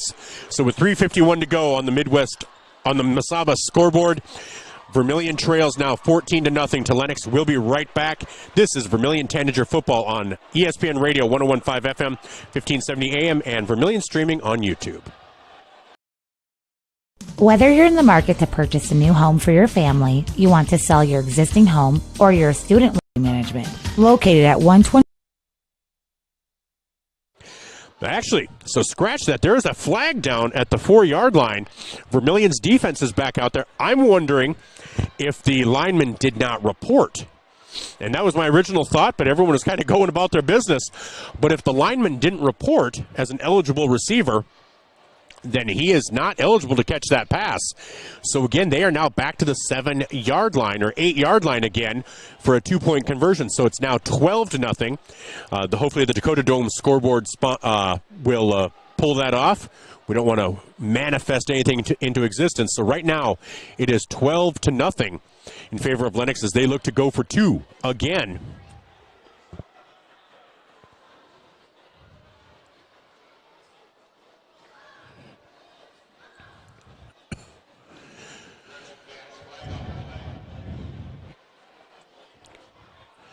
So taking the 2 points off, and Lennox will move back, and teams are coming off the field. I'm not quite sure what we're doing now.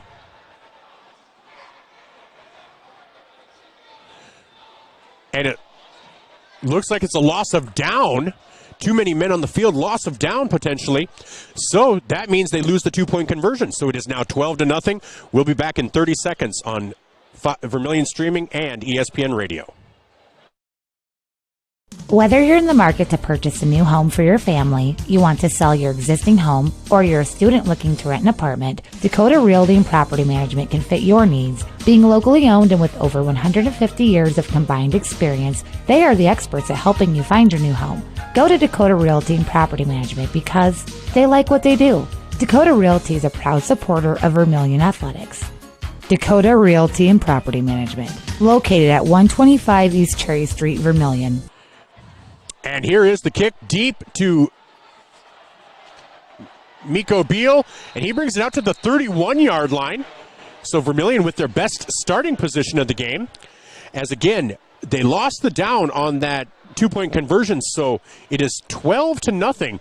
So a couple of errors on extra points or 2-point conversions, keeping Vermillion within more of a striking distance. So Vermillion will start off on their own 31-yard line. with 3:46 to go here in the first quarter. Hayden Christofferson, again, the starting quarterback. He'll be under center this time with Ryan Chapman deep. 3 receivers left, 1 right. Here's the snap and the pitch to Chapman. Chapman trying to get around the corner and not finding anything, and he will lose 2 yards. A 2-yard loss on first down will make it 2nd and 12 for the Tanagers as the clock runs here in the first quarter. 3:32 to go in this game, in this first quarter against Lennox. Chapman just unable to find much running room out there.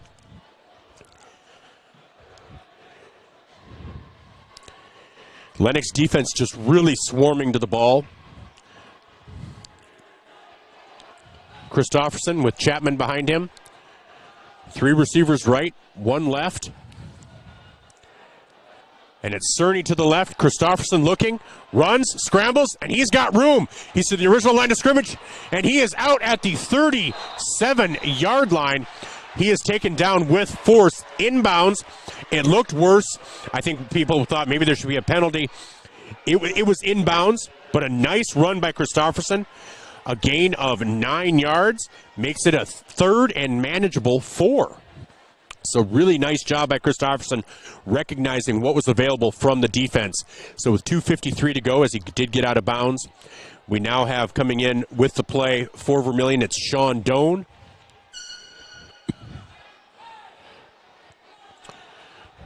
So Vermillion trying to get some momentum going here. Christofferson again back in the shotgun. Chapman deep. 2 receivers left, 2 right. Doan comes now to the left-hand side, so it's 3 receivers left. Christofferson, or Connor Peterson wide right. Oh, snap is fumbled. Christofferson tries to take it, gets a little running room, gains a yard, but then is held down there. So a 1-yard gain for Christofferson makes it 4th and 3. 4th and 3 for Vermillion.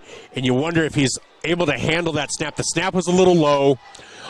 If it's a little cleaner, if he's able to maybe get that yardage gained that he needs, we'll never know. But here comes Sean Doan in as Christofferson goes back to punt. Tate Gertis goes back for the 3rd time for Lennox. 2:16 to go here in the first quarter. Christofferson back on his 27-yard line. Here's the kick. And Gertis will field that at the 25-yard line. He's at the 30, 35. Makes it to the 40. Makes it to about the 41-yard line. He is taken down there by Vermillion. Little chippiness out there, but that'll be first down. And that was Brock Wilroth on the tackle for Vermillion. So it's 2 minutes to go here in the first quarter. Lennox takes over 1st and 10 from their own 42-yard line.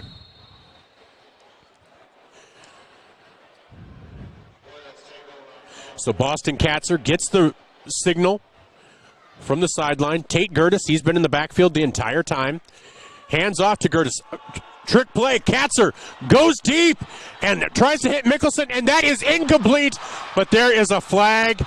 They're going to call pass interference, I believe, on Traquin Thomas.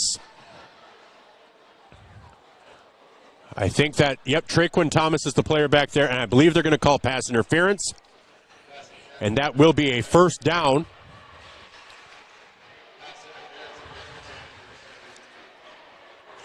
So that'll be a 1st and 10 for Lennox.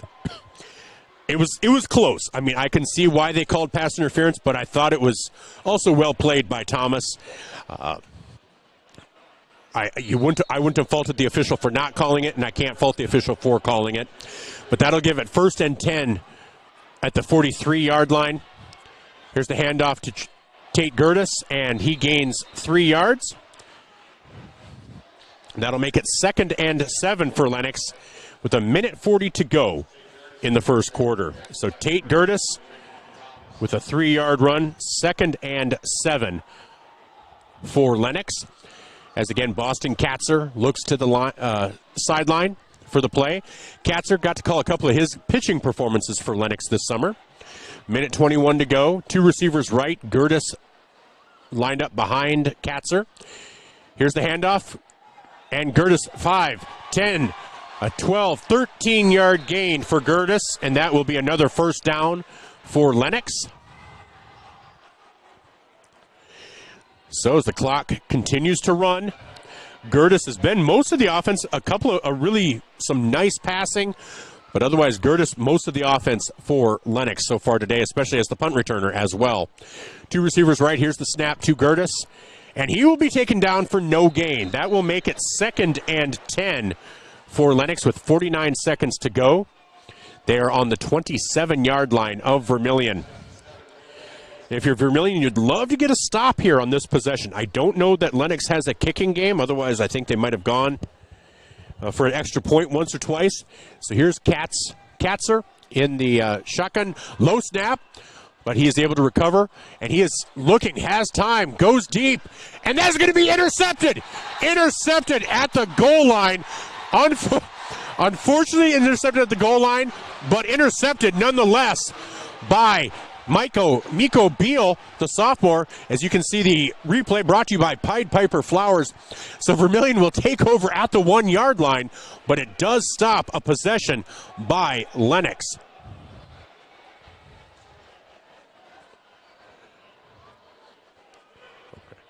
So Vermillion takes over with 20 seconds to go here in the first quarter.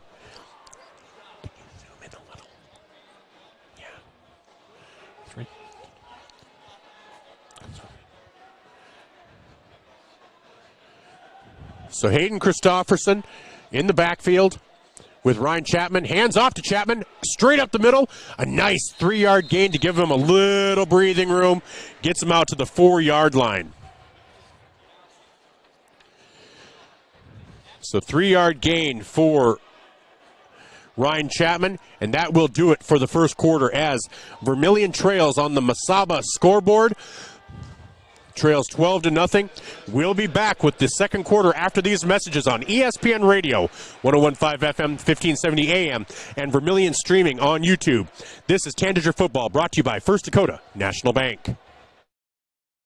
Remember the Perks card from Pump and Pack? Well, guess what? There's an addition, not just a card, it's an app. The Pump and Perks app and the Pump and Perks card from Pump and Pack, Vermillion. Just go to their Facebook page, Pump and Pack, and scan the QR code and you're in. Or go to the store, Pump and Pack, and get the card. Then download the app. Each one does the same thing. Like give you 5 cents off per gallon every day, except for Sunday, it's doubled with the Perks card from Pump and Pack, Vermillion.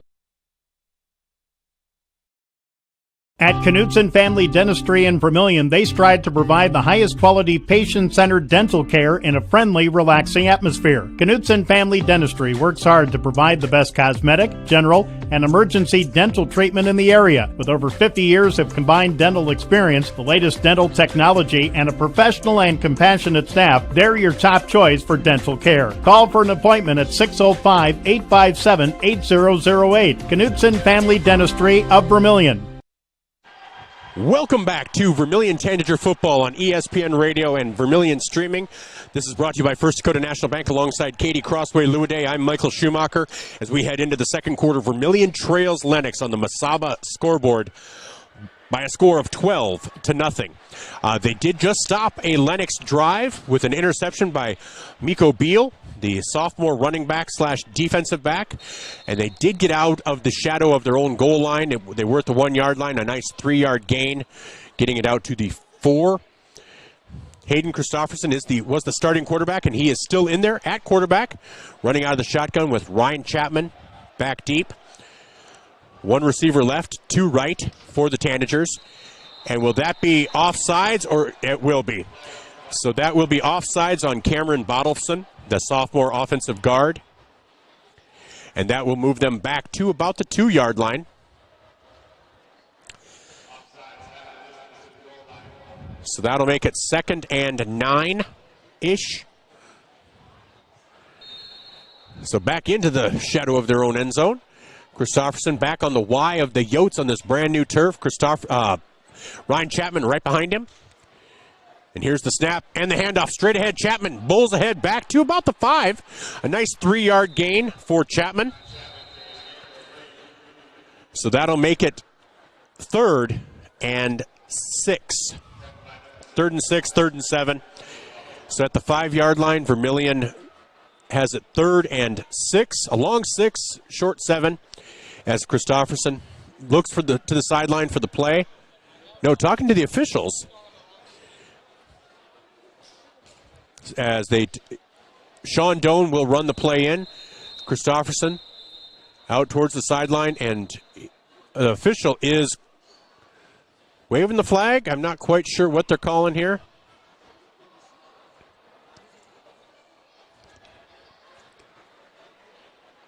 As the Tanagers are lined up along the goal line, and Christofferson gets the play. Okay, I wasn't quite sure if they were looking for a trick play or what was going on. Christofferson gets the play from Coach Tom O'Boyle. 11-11 to go here in the second quarter, as Vermillion trails 12-0 to Lennox. So Christofferson deep in the shotgun. Chapman just ahead and to the left. 2 receivers left, 1 receiver right. And here's the snap, and that, are they going to call offsides on Lennox? Because I did not see any movement by Vermillion. Now, it will not give them a first down, but it'll make it much closer. And yes, that is encroachment on Lennox. So that will make it now 3rd and 2. 3rd and 2 for the Tanagers. Looking for a first down as Nolan Nygren brings the play in to Christofferson. Out comes Sean Doan. Christofferson tells the huddle, and they come out to the 10-yard line. So it's 3rd and 2 from the 10-yard line. Christofferson deep, Chapman behind him. 2 receivers left, 1 receiver right. And there's a handoff to Chapman straight ahead, and he is going to bull ahead, push, and push. Will that be a first down for Vermillion? Yes, it will. That is a 3-yard gain for Chapman, and that will be enough for a Vermillion Tanager first down, as they will be 1st and 10 from the 14-yard line. Nice run, just a power run by Ryan Chapman. You've heard Coach O'Boyle talk numerous times this offseason about the amount of muscle and size that Chapman had added, and you saw it there. So Christofferson back in the shotgun, 1st and 10. 10-13 to go. Here's the snap, looking to pass. And that hits Nolan Nygren again. Nygren with a nice 10-yard, probably not quite 10, but a 9-yard gain to Nolan Nygren. So that'll make it 2nd and 1. And this is what, if you're the Tanagers, this is what you need. A slow, nice drive. Establish that offense. Establish your line. Get some running plays in there. Get a few first downs. And eventually end with the score. So Nygren comes off. So you have Connor Peterson and Sean Doan splitting right. And it's Caleb Lara splitting wide left.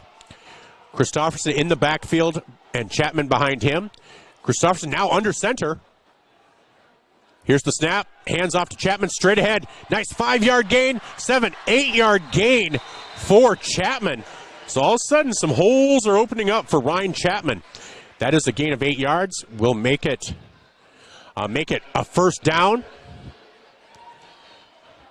And so Vermillion now has it 1st and 10 from their own 31-yard line, as the clock will stop with 9:16 to go. As there's an equipment timeout for Lennox, as number 14, Jyler Antoine, walks off with his helmet in his hand as Vermillion breaks the huddle. Connor Peterson and Nolan Nygren, 2 of Vermillion Post 1 baseball players, split right. Landon Cerny split left. Ryan Chapman deep. Christofferson under center. Here's the snap, and they're going to call a penalty. And if it has not been a clean game penalty-wise, but I'm assuming pre-snap it has to go against Vermillion. That is a false start on the Tanagers.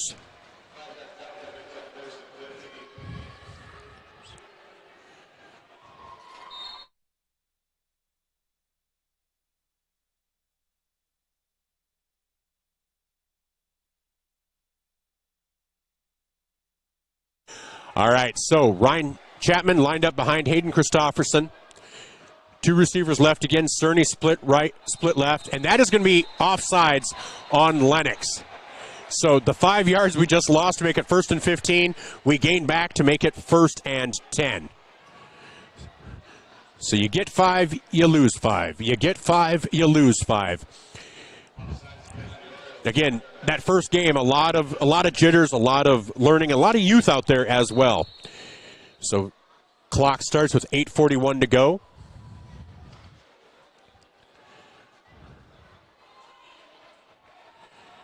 And Christofferson back in the shotgun. Ryan Chapman lined up behind him. Nygren and Peterson split right. Cerny split left. Here's the snap. Christofferson looks deep. Hits Peterson at the 50-yard line. And that is a 19-yard pass play from Hayden Christofferson to Connor Peterson. And that'll be another Tanager first down as they look to get into Lennox territory. They're really right on the 50. So I can't say they're in Lennox territory, but they are just about there. So Christofferson brings them to the line. Connor Peterson, split right. 2 receivers, split left. Again, Chapman deep in the backfield. And Christofferson hands off to Chapman off the right-hand side. A gain of 5. He's in the 40, 35, 30, 25, 20, and he is knocked out of bounds at the 16-yard line. And that is a 34-yard gain for Ryan Chapman. That pass play the passing game is working to open up the run game. So now it's down to the 16-yard line for Vermillion as they are deep into Lennox territory. And so that'll be 1st and 10 for Vermillion. 7:52 to go here in the second quarter. Vermillion looking to get on the board. Lennox dominated the first quarter, but Vermillion milking this clock. They have eaten away over 4 minutes of clock here in the second quarter. Christofferson brings them to the line. Sean Doan lined up right, 2 left. Handoff to Chapman straight ahead, and he will gain 2 yards. Gets it down to about the 8-yard line. So that's going to make it 2nd and 8 from about the 14-yard line with 7:34 to go. So Hayden Christofferson brings the play in. Lennox awaits on defense. Christofferson lined up again in the shotgun. Landon Cerny split left. Nolan Nygren and Sean Doan split right. Ryan Chapman to the left of Christofferson. Here's the snap. And it's a handoff to Chapman. Sniffed out, but he still manages to gain a yard. So that will make it 3rd and 7. 3rd and 7 for this Vermillion Tanagers team with 6:57 to go. Christofferson comes to the sideline and gets the play from Coach Tom O'Boyle.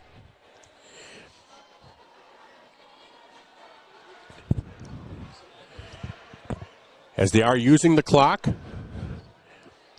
Cerny and Nygren split out left. Sean Doan splits out right. Ryan Chapman lines up directly behind Hayden Christofferson. Here's the snap. Looks to pass. Here's the pass to the left, and that is going to be deflected away by number 5, Ramsey Williams, the junior defensive back for this Lennox team. And that will make it 4th and 7, and a timeout being taken by Lennox. So we're going to take a timeout as well. This timeout brought to you by Murph's Appliance on Main Street in Vermillion. We'll be back after these messages on ESPN Radio and Vermillion streaming on YouTube. This is Tanager Football, brought to you by First Dakota National Bank. Nice. Maytag appreciates a compliment, but this Maytag washer isn't just eye candy. Wow. Inside, it's got the capacity and power to handle even the mightiest loads. I love this. Yeah, she's a beaut. It's a he. How do you know? Don't worry about it. Find Maytag products and the industry's best appliances at your local dealer. Murph's Appliance, downtown Vermillion.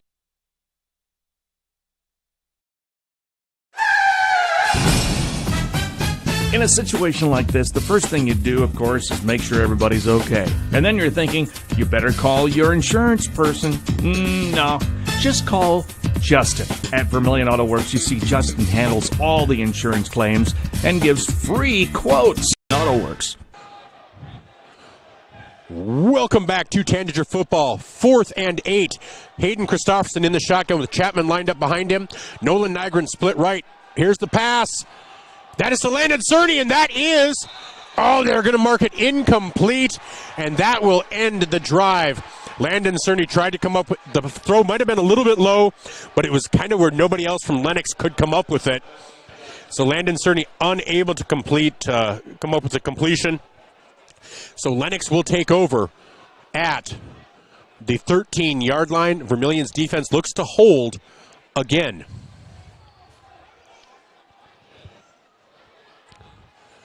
So 6:21 to go here in the second quarter. This Vermillion defense looks to hold, keep it within 12, keep it within 2 possessions. Boston Katzer, he's been on the sideline a while now. Hands off to Tate Gertis. No, he keeps it.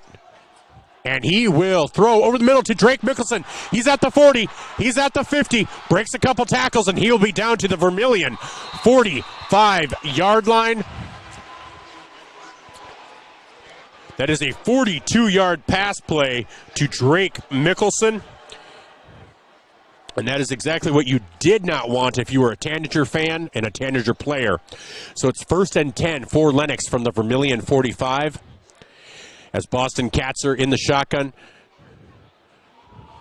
goes deep to Mickelson, and that will be incomplete. That'll make it 2nd and 10 as Ryan Chapman was on the defense. Ryan Chapman a little slow to get up. I wonder if he might have had the wind knocked out of him just a little bit, because he's not limping. So I think maybe just a little bit of the wind knocked out of him. And so Tate Gertis is not in the backfield. It is Ramsey Williams right now. Drake Mickelson lined up left, 2 receivers right. Katzer connects with Leighton Smith for a 13-yard gain down to the 32-yard line. So Leighton Smith with a 13-yard gain, and they are moving quickly. Katzer with the pass, with the snap. He is moving to his right.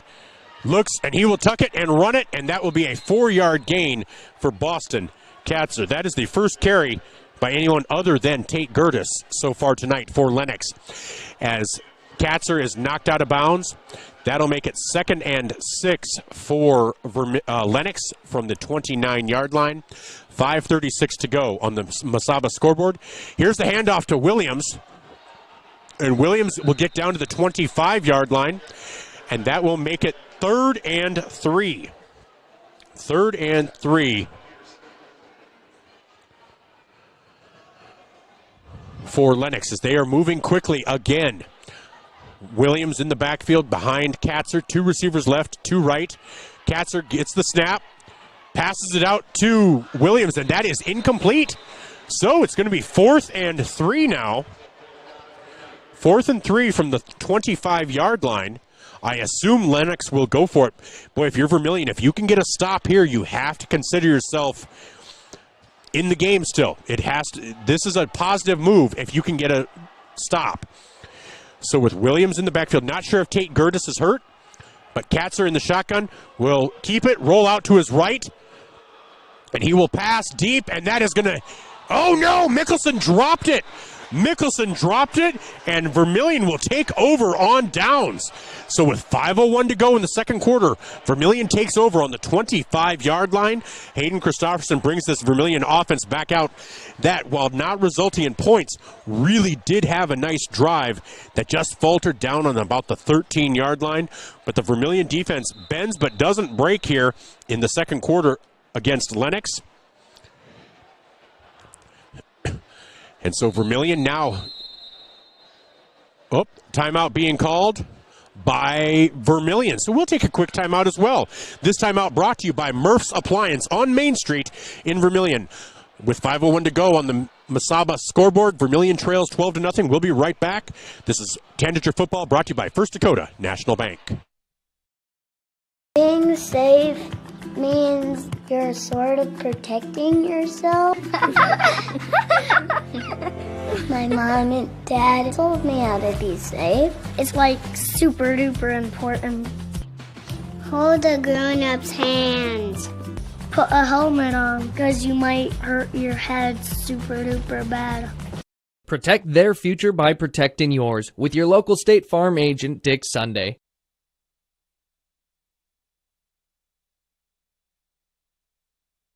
Welcome back to Tanager Football, brought to you by First Dakota National Bank. Alongside Katie Crossway-Lewiday, I'm Michael Schumacher. With 5:01 to go here in the second quarter, Vermillion trails 12-0. But after a dominant first quarter by Lennox, Vermillion has really turned the tides. At the very least, the momentum is neutral. While Lennox does lead, Vermillion moved the ball really well following an interception to end the first quarter, and now they have the ball at the 25-yard line after turning the ball over on downs. So Hayden Christopherson got the start. He's under center. Ryan Chapman deep in the backfield. 2 receivers left, 1 right. Christopherson looks to pass, looks left. Oh, and he hits! He hits Landon Cerny for a 15-yard gain. Landon Cerny with his first reception of the game. And that passing game is going to start opening up that running game here in a hurry for Vermillion. We've already seen it, as that is now down to the 47-yard line of Vermillion. So a nice gain of 20, actually a 22-yard gain. I'm sorry, I was way off there. To the 42-yard line. I'm off all the way around. 17-yard gain for Vermillion. 17-yard gain for Landon Cerny. Hayden Christopherson comes up under center. Ryan Chapman deep. Connor Peterson split right, 2 receivers split left. And Christopherson hands off to Chapman. Chapman tripped up in the backfield. And that was actually Beal. Sorry, that was just 3, not 33. So I wonder if Chapman was actually shaken up on that pass play that we saw earlier where he was slow to get up. But that is a 2-yard run by Miko Beal. And so that will bring up 2nd and 8. Christopherson brings the play in from the sidelines as Vermillion is at their own 44-yard line. 3:57 to go on the Masaba scoreboard. Christopherson breaks the huddle. And again, Miko Beal is in the backfield for Vermillion. Christopherson looking to go under center. 2 receivers left, 1 receiver right in Connor Peterson. Here's the snap. Christopherson hits Peterson at the 45-yard line, and that will be a first down for Vermillion. A 10-yard gain for Connor Peterson, and a 10-yard pass for Hayden Christopherson. Another first down for Vermillion, as they are now at the Lennox 46-yard line with 3:34 to go here in the second quarter. Vermillion looking to get on the board.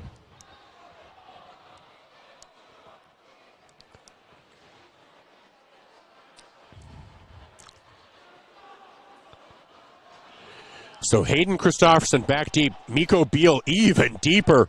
2 receivers right, 1 receiver left. Here's the snap to Christopherson. As he looks to pass, he looks right, looks over the middle, hits. Oh, Peterson is unable to contain it, and that will be an incompletion, making it 2nd and 10. So 2nd and 10 for Vermillion.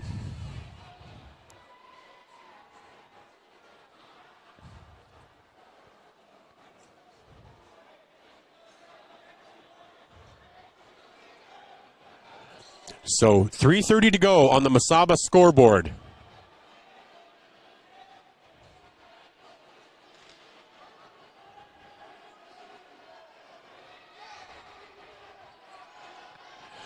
Christopherson comes under center. Again, Miko Beal now in the backfield. Here's the snap to Christopherson. And the handoff to Beal, and he is stuffed for about a 1-yard gain, I would say. Now they're going to say a no gain on the fumble. Actually, a fumble there. So that will make it 3rd and 10 for the Tanagers. So the Tanagers 3rd and 10 from the Lennox 46-yard line. What was a good drive has kind of bogged down. An incomplete pass to Peterson. It was a little bit behind him. If you're Connor Peterson, he's going to tell himself he should have had it. It's tough though when you're moving one way and the ball's coming at a different direction to twist and contort. So hard to blame anybody there. But then a fumble here on the snap. So 3rd and 10. Christopherson in the shotgun. Miko Beal deep. Christopherson looks to pass over the middle. Oh, and that's going to be just short of the first down, but that is complete to Landon Cerny. And they've got to mark that as a 9-yard gain. Yes, they do. So Landon Cerny with a 9-yard gain. That'll make it 4th and 1. If you're the Tanagers, I think you go for it. Obviously, you're probably not hitting a field goal from this lane, from this far away. So at the 37-yard line, Vermillion has it 4th and 2.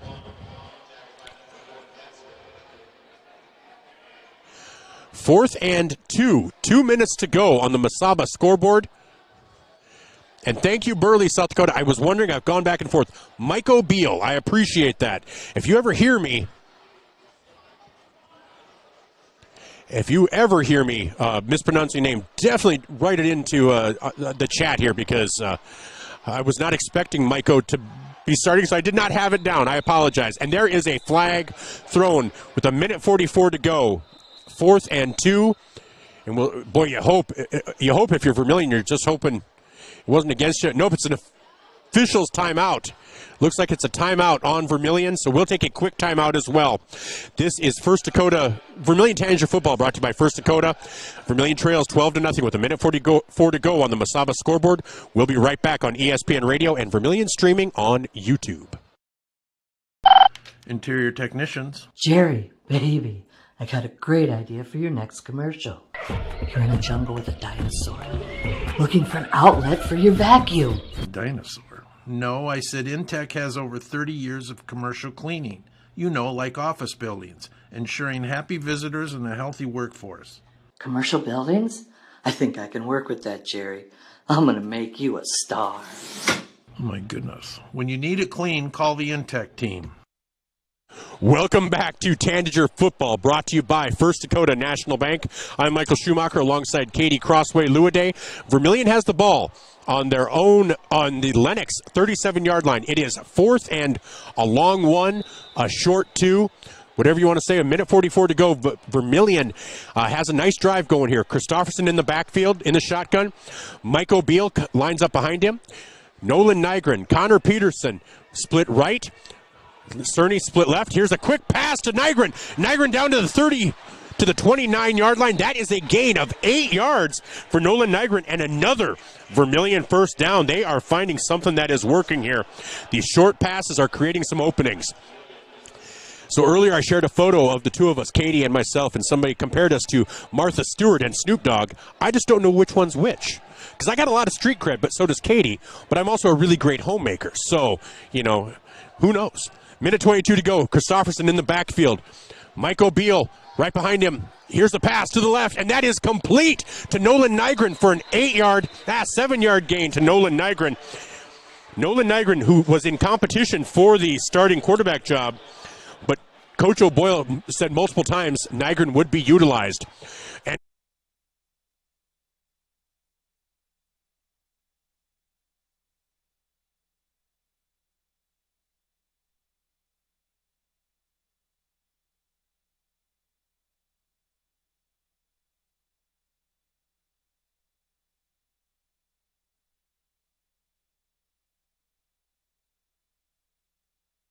sorry for the technical difficulties. This is Tanager Football, brought to you by First Dakota National Bank. Our internet line went down. We're now on the Wi-Fi that it wasn't allowing us to use before. Do apologize for that. We will be back shortly with our Fast Autoglass halftime show after these commercials.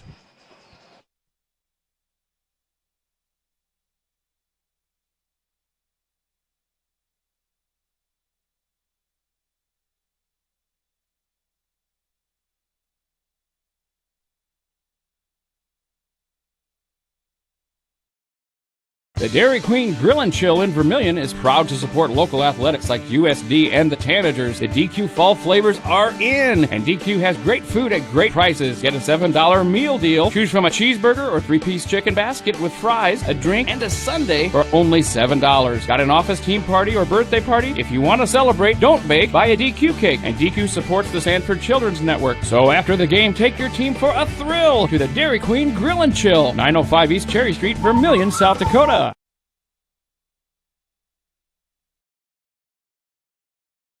This is the Fast Autoglass of Vermillion halftime show. Fast Autoglass, always at your service. Now all your stats, recaps, and updates of Vermillion Tanagers football on ESPN 101.5, AM 1570, and Vermillion streaming.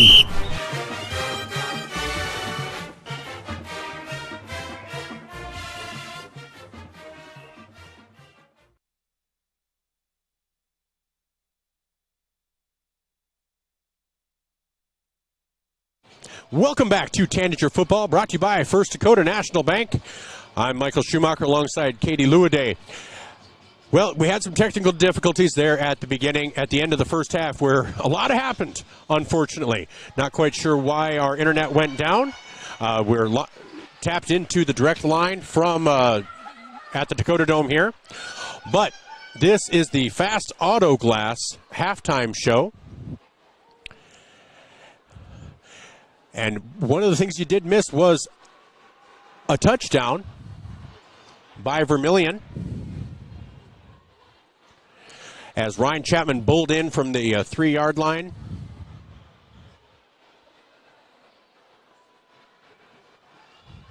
To make the score 12-7 after the extra point. And then Lennox did return, unfortunately, the kickoff all the way for a touchdown. 2-point conversion was successful to make the score 20-7. If you're watching the Vermillion stream, you will see the touchdown now. But again, we lost our internet feed. I'm not quite sure, unfortunately, what happened, because we've been on the same line. We are hardwired in, so I'm not sure if we have a faulty one here, as it's a loose line or what. But unfortunately, that is the case. So we will try to take care of that. And again, we'll be back with stats after this on our halftime show. I am Michael Schumacher alongside Katie Luaday. And this is Tanager Football, brought to you by First Dakota National Bank on ESPN Radio and Vermillion streaming on YouTube.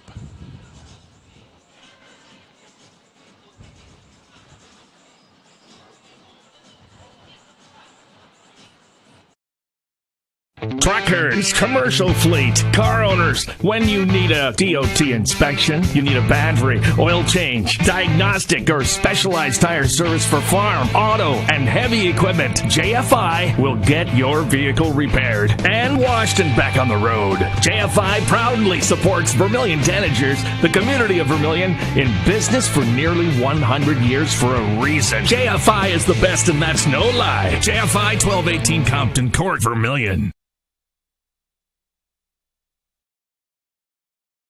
If you're considering a new roof, you want to put your roof in the hands of Dave's Roofing. Dave's Roofing specializes in residential roofing and has over 10 years of experience. Dave's Roofing covers any job from a 60 to 80 mile radius of Sioux City and has a 10-man crew that completes most jobs in one day. Dave's Roofing will make sure the cleanup job is done right afterwards too. And the products installed are impact rated and eligible for homeowners insurance discounts. Look up Dave's Roofing on Facebook and check out the work that's been done and customer testimonials.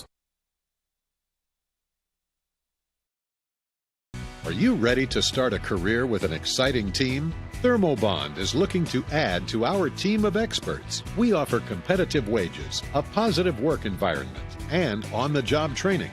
Thermobond is headquartered in Elk Point, South Dakota, and for over 30 years we've been providing lightweight and precast solutions for multiple industries nationwide.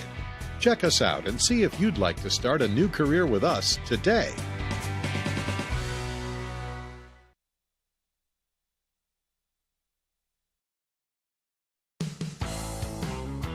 Welcome to Runnings in Vermillion.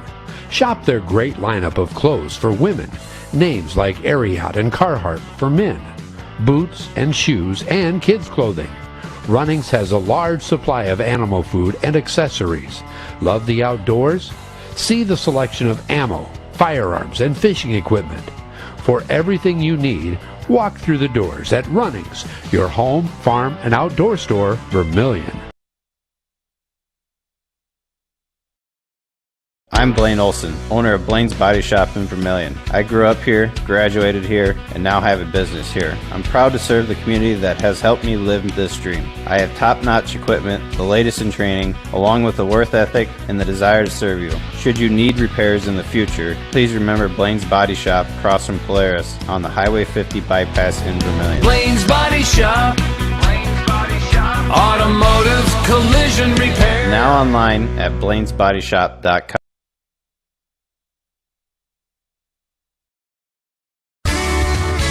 Get the finest wood in the neighborhood. at the lumberyard. Down at the lumberyard. But it's not just wood at the lumberyard. With a wide variety of quality building materials, the folks at the lumberyard can help you with all of your project needs. Whether it be paint, siding, cabinets, windows, or of course lumber, the lumberyard is ready to help. The best wood in the neighborhood at the lumberyard, 1000 West Cherry Street in Vermillion.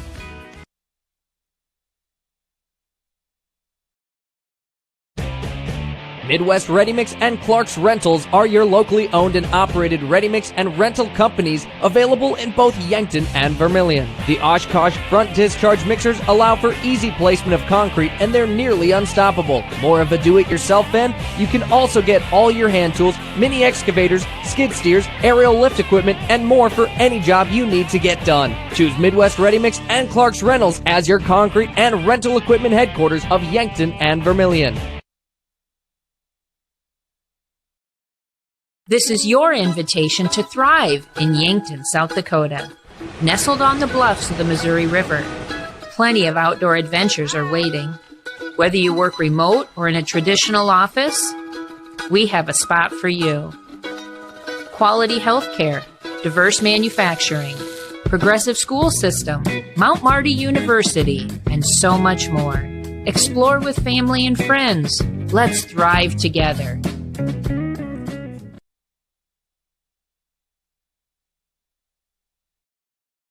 For over 40 years, your local heating and cooling contractor has been Larry's Heating and Cooling. How do we stay in business that long? Our customers know we stand behind our work. We offer top quality name brand equipment, and no one matches our pricing. When compared to the other local Lennox dealers based in Iowa, we are $2,000 less for the same equipment. Not a Larry's customer? Well, when you're ready to upgrade, trust Larry's. Honest pricing, no gimmicks, and reliable service. Larry's Heating and Cooling, Yankton and Vermillion. Welcome back to Tanager Football, brought to you by First Dakota National Bank. Alongside Katie Luaday, I'm Michael Schumacher. We're at the half. Vermillion trails by a score of 20-7 to Lennox here at the Fast Auto Glass halftime show. All right, so in that first half, Lennox dominated the first quarter, getting out to a 12-0 lead, but it wasn't dominant in the fact that they were moving the ball. They just had really good field position to start both drives.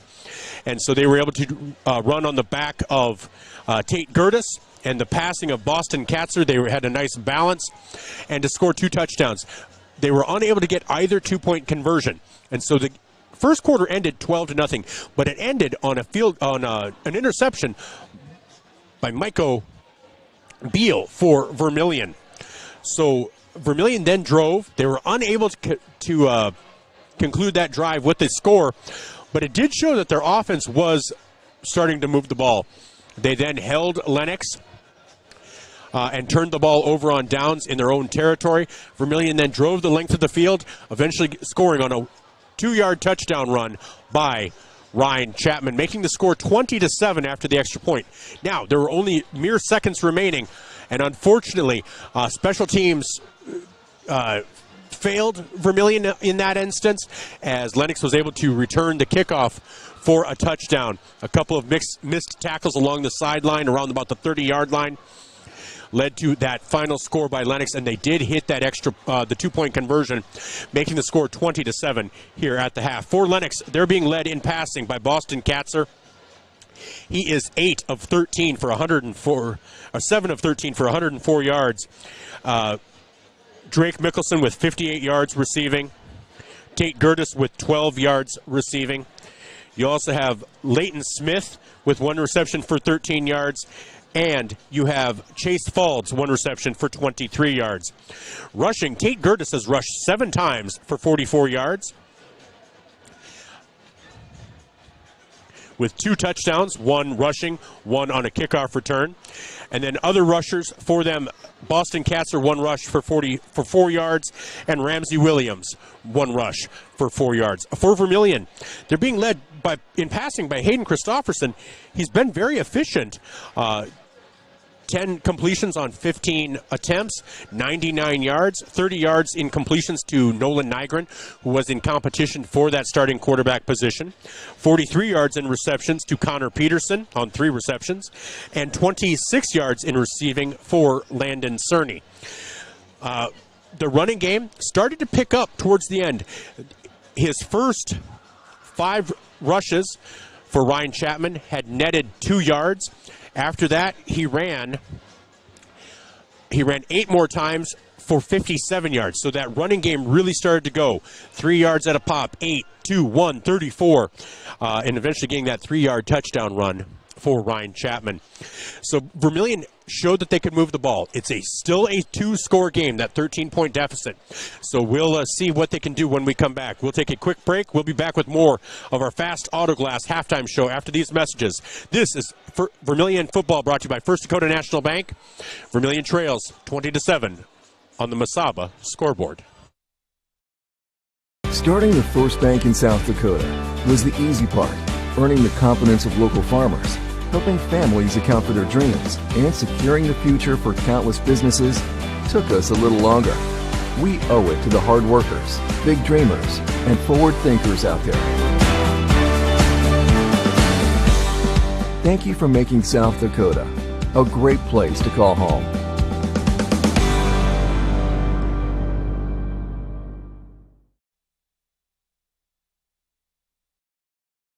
If you want somebody to come into your home and fix everything right the first time, look professional, act professional, treat you with respect, you got to call Kaylin's. When they come in, I feel that they want to be there. I feel that they want to help me. You know, they put on the little booties over their shoes. They had canvas from the garage door all the way down to walk on. They left the furnace room in the basement probably cleaner than it was when they came in. They just do customer service very well. I would recommend Kaylin's to anyone.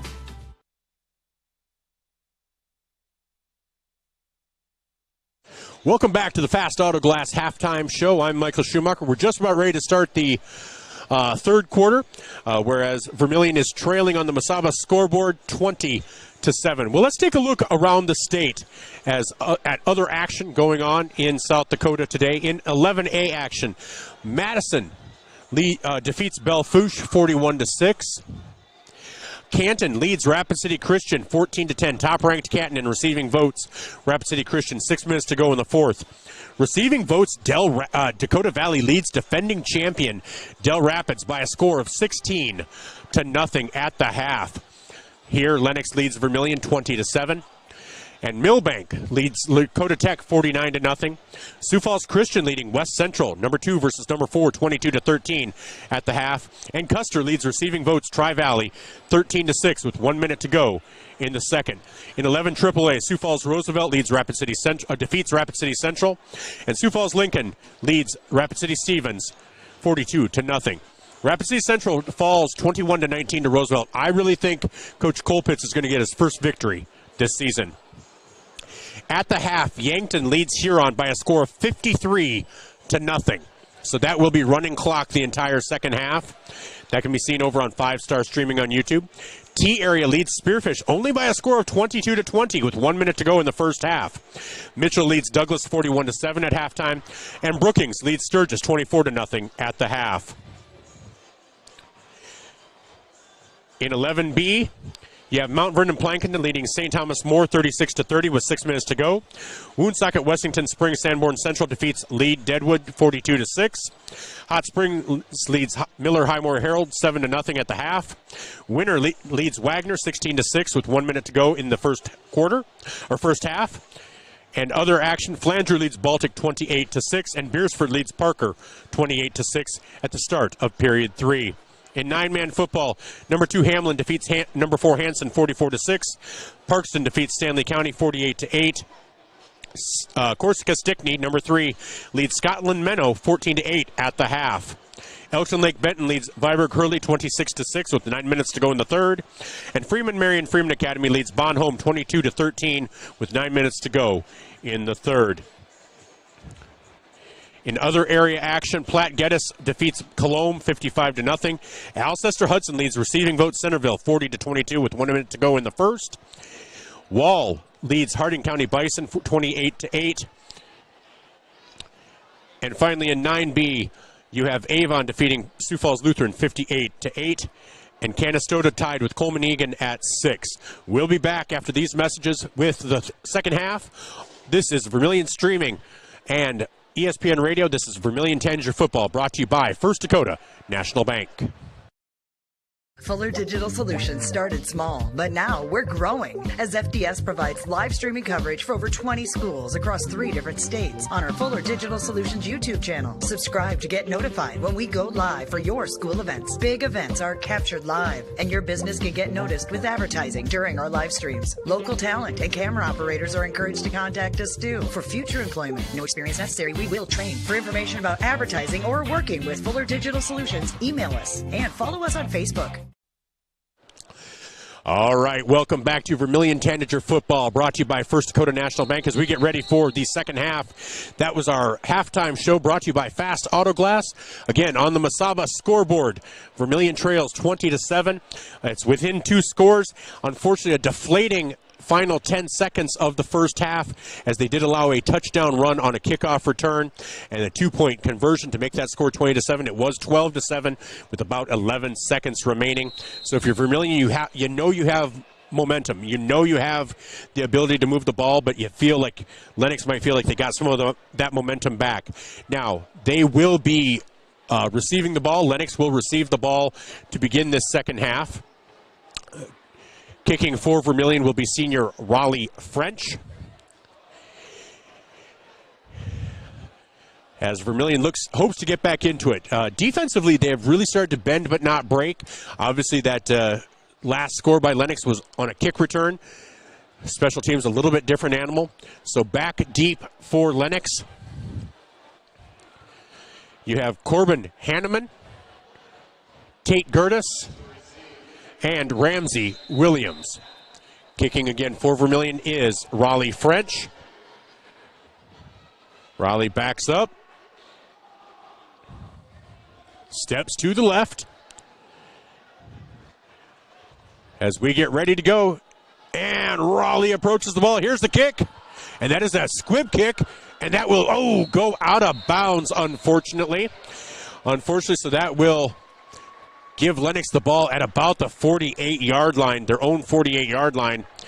And so not the way you want to start this second half, but it just gives Vermillion's defense a chance to stop Lennox and exert a little dominance here.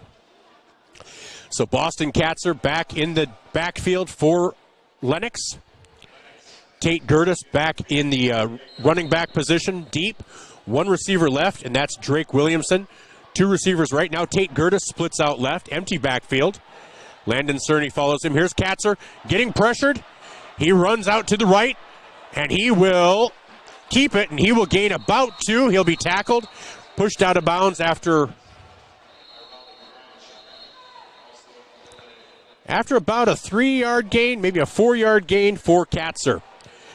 There's a flag on the play. We'll see what they call here. Feels like it was thrown early. I thought I saw it, then I couldn't see it anymore, and that is a flag against Lennox. So that'll negate the 4-yard run.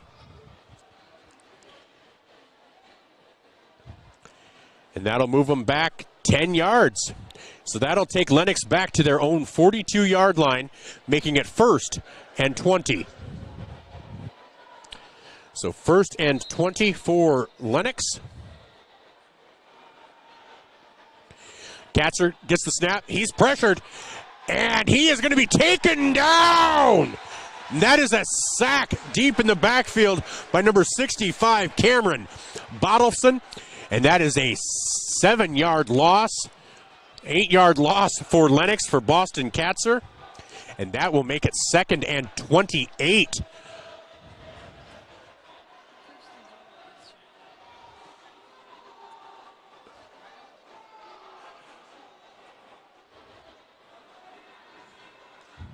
And there's the snap, and that pass is broken up by Landon Cerny.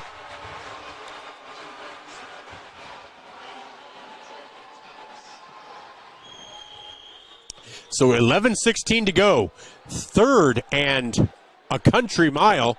They need to get to the 38-yard line of Vermillion. So it's 3rd and 29 for this Lennox team as Boston Katzer is back. And that deep pass is to Mickelson, and he is down to, and that will be he is out of bounds at the 40-yard line, 2 yards short of the first down. That is a 27 yards pass play to Drake Mickelson.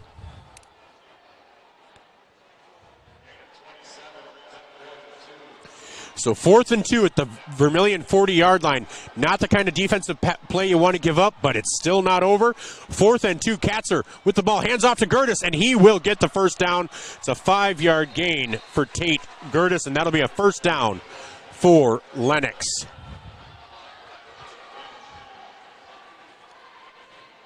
So now it's 1st and 10 for Lennox from the 35-yard line. 10:56 to go on the Masaba scoreboard. Handoff to Gertis over the right-hand side. That will be a 9-yard gain for Gertis. Makes it 2nd and 1 for Lennox from the 26-yard line of Vermillion with 10:41 to go here in the third quarter, sorry. Boston Cats are deep. Hands off to Gertis, straight up the middle, and that is going to be a big run. He's at the 15, 10, 5. That is a touchdown for Lennox. Touchdown Tate Gertis. That is a 26-yard touchdown run for his 3rd touchdown of the day, making it 26-7. And if you're watching on the stream, that is a Pied Piper replay, making the score 26-7. As Lennox will line up to go for 2. With 10:29 to go, leading 26-7. And that pass is broken up by Connor Peterson. And so 2-point conversion fails. So with 10:29 to go on the Masaba scoreboard, it's Vermillion 7, Lennox 26. This is Tanager Football, brought to you by First Dakota National Bank. We'll be back after these messages on ESPN Radio and Vermillion streaming on YouTube. Clay County Abstract and Title Company has a complex job that boils down to something very simple: helping you purchase your dream with confidence. When investing in a new home, a new site for your business, or piece of property, you want peace of mind that the property is truly yours. Clay County Abstract and Title Company has been doing just that since 1946. Clay County Abstract and Title Company, proud supporters of Vermillion activities and proud to be a part of your dreams come true. Welcome back to the Dakota Dome, where Vermillion now trails 26-7. Lennox on the back of a 27-yard third down play to make it 4th and 2, was able to get a first down, and then Tate Gertis just took it from there. With 10:29 to go, Vermillion trails 26-7, looking to get back into it with a drive here. As kicking off for Lennox, they do a kind of a tandem, and this will be Wyatt Bolt, and that'll go deep to Connor Peterson at about the 16-yard line, up to the 25, to the 30, and he will bring it up to the 33-yard line. That is a 17-yard return for Connor Peterson, and Vermillion will take over at their own 33-yard line. Vermillion looking to get some points back on the board with 10:23 to go here in the third quarter. So the offense for Vermillion was starting to click there at the end of the first half. We'll see if they can maintain that momentum. Hayden Christofferson back deep. Michael Beal is back in the backfield.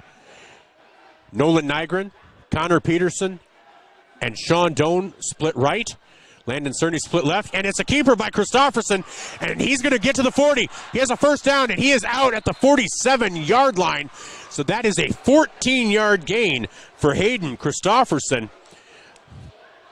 And that's the way to start it. If Hayden Christofferson can start showing his own wheels, and there's a Lennox player down, and that is Tate Gertis. That looks like Tate Gertis. That would be a huge loss for Lennox. So it'll be 1st and 10 when we come back with 10:11 to go on the Masaba scoreboard. This is Tanager Football, brought to you by First Dakota National Bank. This time out is brought to you by Murph's Appliance on Main Street in Vermillion. Candice Couture is your complete women's lingerie shop. Bras, underwear, PJs, loungewear, swimwear, sports bras, activewear, and much, much more. Small to 3 extra large and over 200 different sizes of bras. AA to O cup bands 28 to 56 in store. Candies Couture, 17 West Main Street. It is Tate Gertis here at the Dakota Dome that is down and injured, and he's being hauled off by the staff. He's hardly able to put any weight on his right foot. I don't know if it's his knee or his shin. He was kind of holding up by the knee area. Boy, as nice a game as he's having, if you're a Lennox fan, if you're any kind of fan, you hate to see that. But that is so gingerly going off that I don't see him coming back, but I could be wrong. Kate's a nurse. What do you think? She doesn't know either. Hayden Christopherson back in the shotgun. Michael Beal split now right behind him. Sean Doan goes out left along with Nolan Nygren. Connor Peterson split right. Landon Cerny wide left. Quick hit to Connor Peterson, and he is down to the 43-yard line of Lennox. That is a 9-yard gain. That is a 9-yard gain, and Coach O'Boyle thinks there's, and there is a flag. There is a flag. I think they might be calling something, and there's another Lennox player hurt. But they're going to call a personal foul, I believe, on Lennox. So that was a 9-yard quick hit to Connor Peterson. And we'll see if there's something added to it. That is at the 44-yard line, 43-yard line. So it would be 2nd and 1. We'll see what the call is, as the officials are talking to Coach O'Boyle.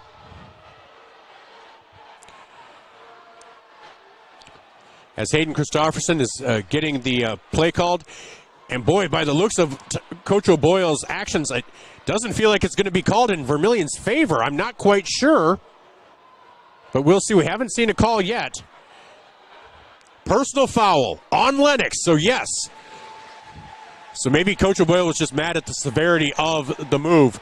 But that'll take the ball from the 43-yard line all the way down to, I believe, the 28 of Lennox. That puts Vermillion in some really good position. That'll be 1st and 10 for Vermillion on the heels of that 15-yard penalty. And so Hayden Christopherson comes in with the play.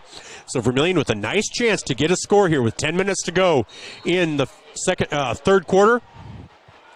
Hayden Christopherson deep. Michael Beal right to his right. Connor Peterson split right. 3 receivers split left. Handoff to Michael Beal. Michael Beal straight up the middle, and that is going to be about a 1-yard gain for Beal. And again, Ryan Chapman had been in there. Not quite sure if he's injured. Have not had a chance to see him out there defensively either. And all of a sudden, Caleb Lara comes in for Vermillion.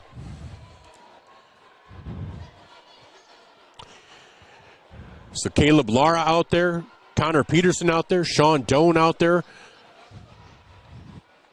Nolan Nygren out there. Hayden Christopherson lines up in the shotgun. Michael Beal about 4 yards behind him. Connor Peterson split right. The other 3 receivers split left. Here's the snap. And Christopherson gets it off just before getting hit, and Peterson is unable to get to that.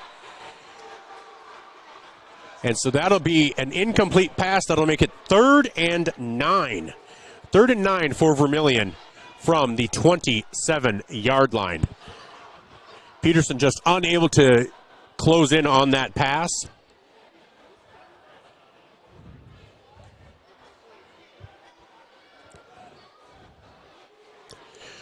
So with 8:57 to go here in the third quarter, Hayden Christopherson comes into the shotgun. Michael Beal set to his right. It's Caleb Lara and Connor Peterson to the right. Doan and Nygren to the left. Now Lara will go to the left. Michael Beal lined up directly behind Christopherson. And there's going to be a flag. Will that be a delay of game? Yes, it is. A delay of game. That'll make it 3rd and 14 now.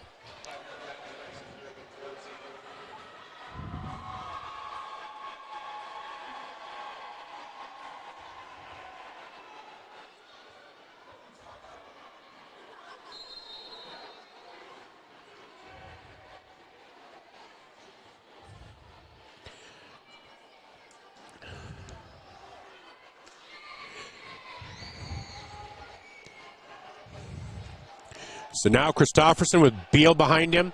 Peterson to the right, 3 receivers to the left. 3rd and 14. Here's the snap. Christopherson looking deep to Laura, and Laura is unable to connect, and that is going to be a flag as Laura's helmet was hit, knocked off. That was going to be another personal foul. That should take it down to the 12-yard line. When the helmet goes flying like that, that seems like head-to-head contact, or at the very least, something to head contact, which is almost automatically a personal foul call. Now, the officials are discussing it, but definite contact made above the shoulders of Laura. So we'll see. They haven't announced the call yet, but they are coming back to mark it off. So I believe that'll take it down to the 12-yard line. So Vermillion will have it 1st and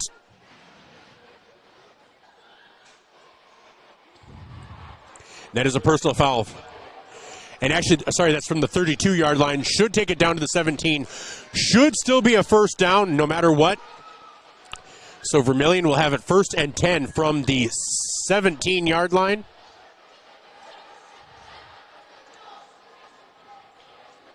Okay, they're putting it at the 18. Not quite sure. The play started. Okay, but they are giving them the 1st down. There's been more confusion just with the chain gang and stuff like that. But 1st and 10 from the 18-yard line. Christopherson in the shotgun. Keeps it. Throws it to Doan, and that is behind Doan. That'll be incomplete. Make it 2nd and 10 for the Tanagers from the 18-yard line. Just seems like a bit of a confusing play. And so Christopherson comes to get the play from the sidelines.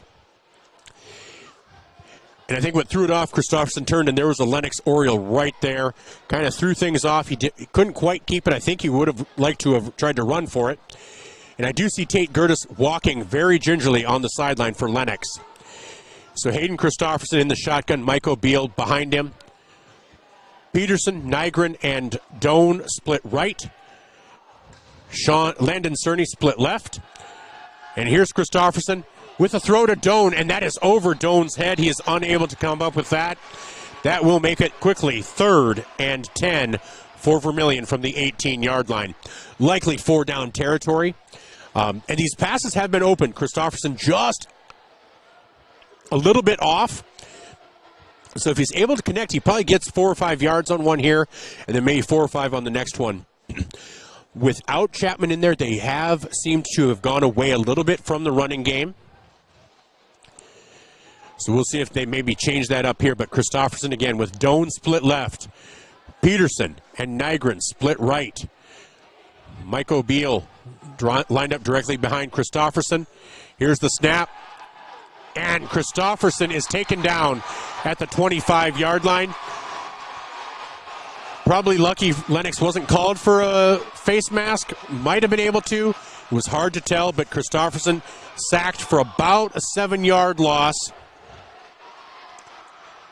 And that will make it 4th and 17. And Vermillion looks like they're going to go for it here. But it's 4th and 17 from the 25-yard line. Have to get to about the 8-yard line. And there is a timeout taken by Lennox.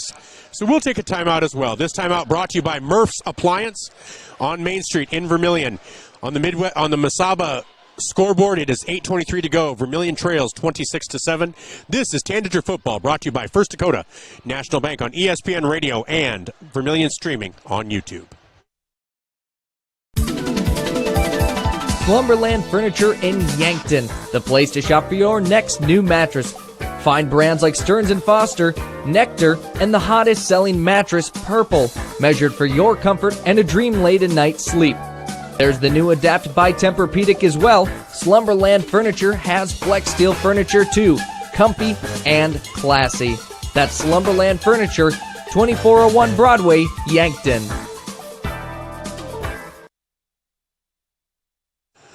Welcome back to Vermillion Tanager Football, brought to you by First Dakota National Bank. 4th and 17 for the Tanagers with 8:23 to go here in the third quarter, trailing 26-7 on the Masaba scoreboard. That timeout brought to you by Murph's Appliance. So Hayden Christofferson will be back in the shotgun. Mike O'Beal lined up directly behind him. Nolan Nygren split out wide right with two receivers split left. Looks like Connor Peterson and Sean Doan. Six-man front for Vermillion. Now Mike O'Beal moves out to the left. Hayden Christofferson back, and he's going to run for it. And he makes a man miss, and he gets down to the 20-yard line. He got 6 of the 17 needed. Lennox will take over at the 20-yard line with 8:14 to go. So Christofferson, once you make that commitment, you need to get the 17 yards. He made a few men miss, but unable to get the full 17. So turnover on downs over to Lennox. So 8:14 to go. Lennox takes over. Boston Katzer back there at quarterback for Lennox.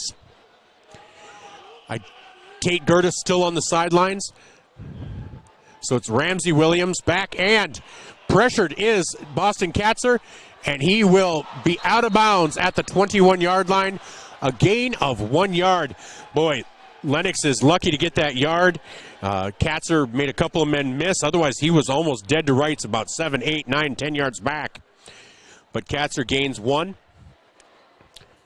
And so they're giving him a little more than I thought. Gave him 2. So 2nd and 8 for Lennox. Katzer again back in the shotgun. Ramsey Williams lined up behind him. One receiver left, one receiver right. As Lennox looks to the sideline, at some point you have to get close to being out of time, and Lennox has to call their second timeout. So Lennox has called their second timeout. We'll see if that plays a big role in the fourth quarter if Vermillion can get back into this. But this timeout brought to you by Murph's Appliance on Main Street in Vermillion. We'll be back with more. This is Tanager Football, brought to you by First Dakota National Bank on ESPN Radio and Vermillion streaming on YouTube. Todd's Electric, your full-service electrical contracting company. Todd's Electric services residential, commercial, agricultural, and industrial customers. From the simplest service call to the most complex design-build project, Todd's Electric has the expertise to do it right. Call Todd's Electric for all your electrical needs. Todd's Electric, helping you control all things electric. Except for lightning. Todd's Electric. Go Tanagers. Welcome back to the Dakota Dome. 2nd and 8. Snap to Boston Katzer. Hands it off to Ramsey Williams, and he loses those 2 yards. It's going to be 3rd and 10. 3rd and 10 here for Lennox now. Vermillion hoping to get a stuff. Their offense has shown it can move the ball. They've just stalled out twice. If Vermillion's offense does not stall out those 2 times, this is a completely different ball game. But right now trailing 26-7. But here's the snap to Boston Katzer. Good time, good protection for him. And now it starts to break down. Rolls to his left. Long pass to Drake Mickelson, and that is incomplete. It is going to be 4th and 10. 4th and 10, the Vermillion defense holds. I cannot see Lennox going for it here on their own 20-yard line, giving Vermillion's offense that kind of short field. So that was in the hands of Drake Mickelson, but right along the sidelines, well defended by Landon Cerny. So Vermillion holds Lennox. They will, I believe, punt here. We will see. I could be wrong. But I believe Jyler Antoine is coming in. And so, yes, they will be punting. Going back deep for Vermillion is Connor Peterson, back to his own, about the 50-yard line. Vermillion looking to try to be prepared for a fake. 7:27 to go on the Masaba scoreboard. Vermillion trails 26-7, but their offense has been doing some great work. Again, Lennox trying to get things together. Pretty soon they're going to be out of time again. And they're going to have to call another timeout. No, delay of game, so that's going to push them back to the 15-yard line. Vermillion's going to end up with some really nice field position here. So back to punt is Drake Mickelson for Lennox, but he'll be on his own goal line now as the ball is spotted at the 15-yard line, makes it 4th and 15. Connor Peterson back at the Lennox 46-yard line. Here's the snap. And that is blocked! That is blocked, and that is recovered in the end zone by Vermillion for a touchdown. That is blocked by Cameron Bottleson. And we will show you that replay on Vermillion Streaming, brought to you by Pied Piper of Vermillion. Cameron Bottleson makes the score 26-13. I did not see who recovered it, but Bottleson is the man. Bottles up that kick, if you will. Right? You like that one? I like that one. So 26-13. Raleigh French now to kick the extra point to try to make it 26-14. That could be the huge momentum swing that Vermillion needs. Wow. 7:20 to go, 26-13. Hayden Christopherson to hold. French to kick. Here's the snap. The kick is up, and the kick is no good. No good. The deficit remains at 13. So 26-13, Vermillion trails Lennox with 7:20 to go in the third quarter. But momentum might be on Vermillion's side. We'll be back with more after this. Timeout brought to you by Murph's Appliance. This is Vermillion Tanagers Football, brought to you by First Dakota National Bank. Wanting a specialist without leaving town? We've got you covered. Our clinic offers specialists for the health and wellness of your family. From pediatricians to OBGYNs, plus primary care. You can find it all at Vermillion Medical Clinic. So much care, so close to home.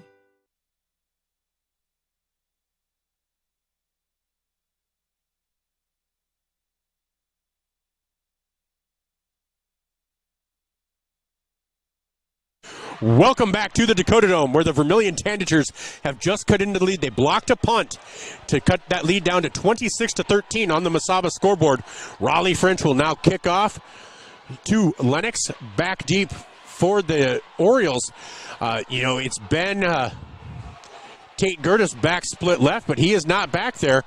So right now it's Corbin Hanneman, Ramsey Williams, and Aiden Hansen, as Tate Gertis is injured on the side, still walking gingerly. Raleigh French approaches the ball. And that is a squib. And was that touched by Lennox? Was it touched by Lennox? We'll see what the officials decide. It might have been. As the officials are talking to each other. Nope, they are going to rule that it is Lennox's ball. Wow, that was close. It didn't go 10 yards, but I thought there might have been some consideration for Lennox touching it. So Lennox will take over with the ball at Vermillion's 46-yard line. Boy, if you're Lennox, you really want a drive here to stifle that momentum of Vermillion. And if Vermillion can get a stop, they have a chance to end this third quarter cutting that deficit to 1. So Boston Katzer receives the snap, hands off to Ramsey Williams over the left-hand side. That is Williams' best run on the night with 8 yards. So that'll make it 2nd and 2 with 7:05 to go. Boston Katzer looks to the sideline for the play. Split right, Chase Falds. Split left, Drake Mickelson, and Leighton Smith split wide right. And Boston Katzer gets pressured. He escapes. Oh my gosh, he's at the 30, 25, 20. He's at the 15, and he'll be knocked out of bounds. After getting a first down, he is down to about the 11-yard line.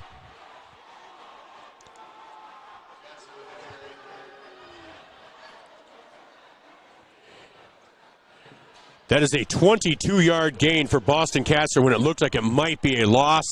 So that is a handoff to Ramsey Williams over the right-hand side. He's knocked down after about a gain of 3. That will make it 2nd and 7. They can get a first down. They are on the 8-yard line. Katzer hands off to Williams straight ahead, and he will be in for a touchdown. A 7-yard touchdown run by Ramsey Williams.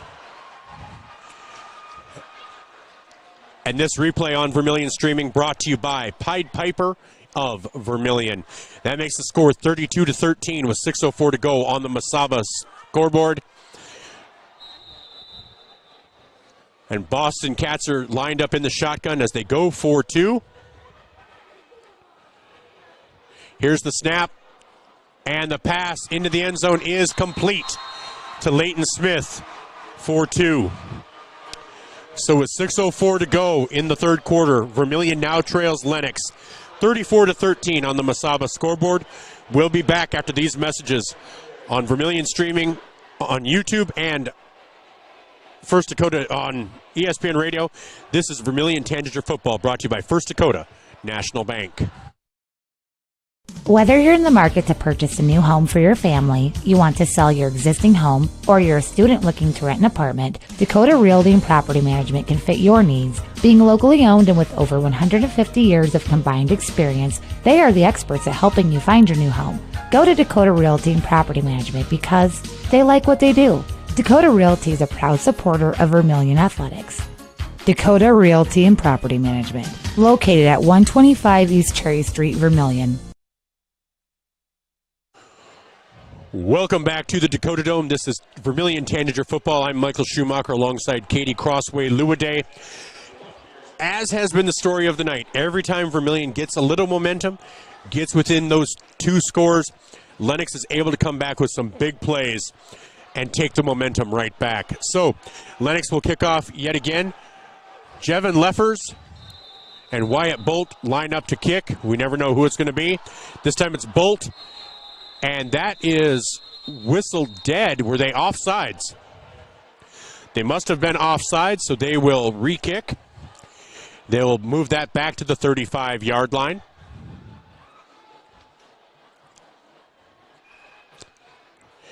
So again, 6:04 to go here in the third quarter. Just every time Vermillion gets a little momentum going, Lennox is able to steal it right back.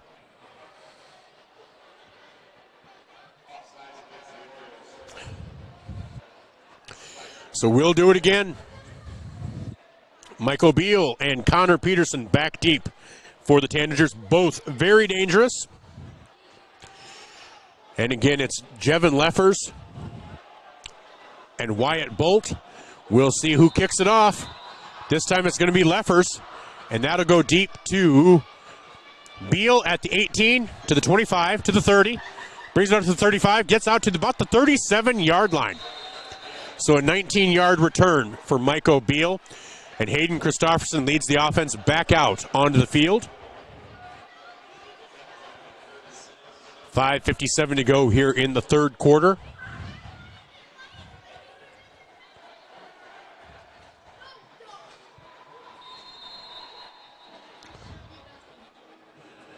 So you have Nolan Nygren out there as a receiver, Landon Cerny, Connor Peterson, Sean Doan. Hayden Christofferson brings the play in from the sideline. 5:57 to go on the Masaba scoreboard. Also coming in for Vermillion, number 81. And we've seen him a couple of times, Traquin Thomas, mainly on defense. But there's going to be a flag.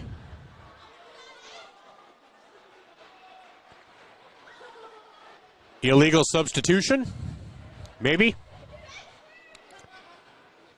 As that illegal substitution, that will move Vermillion back 5 yards. And that's the thing with Trick, when he came on late, I think he thought he was supposed to be out there, and Vermillion was not prepared for him. So whether it's an illegal substitution or too many men on the field, Vermillion is now back 1st and 15 from the 32-yard line. Hayden Christofferson with an empty backfield. It's Peterson. Split left with Sean Doan. That is a 3-yard gain, 3-yard pass play to Sean Doan. Makes it to the 35-yard line.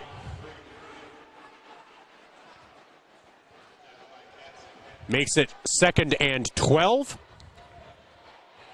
With 5:39 to go here in the third quarter, Vermillion needing to get something going. If they can get something before the end of this quarter, Vermillion will still feel like they're in it. Right now, it's a 21-point deficit. It's a 3-score game. But if you can score and get that extra point, make it a 2-possession game, makes that fourth quarter seem much more manageable. Christofferson in the backfield, in the shotgun, empty backfield. Throws it over to Peterson, and that is going to be intercepted by Boston Katzer. He's back to the 40, 35, down to the 29-yard line of Vermillion. And there's going to be a flag on the play. It'll be, no matter what, on the return, no matter who it's on. So Vermillion is back to the 29-yard line of Vermillion. And that is a block in the back on Lennox on the return. So that will only penalize them. It will not return possession to Vermillion. So Hayden Christofferson throws it into double coverage, trying to hit Connor Peterson along the right sideline. Just trying to make something happen. And that's what happens when you keep getting a little bit frustrated that maybe you force something that you wouldn't normally force. And that's really Christofferson's first probably bad decision on the night. He has played a really nice game in his first game as a starter this season. So 1st and 10 for Lennox from the Vermillion 42-yard line.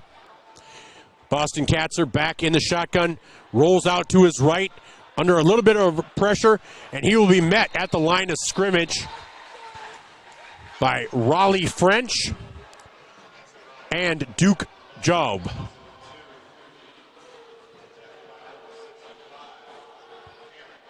Well, maybe Bottleson. Sorry, I thought it was 45.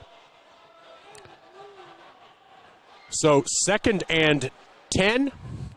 Katzer in the backfield. Hands off to Ramsey Williams.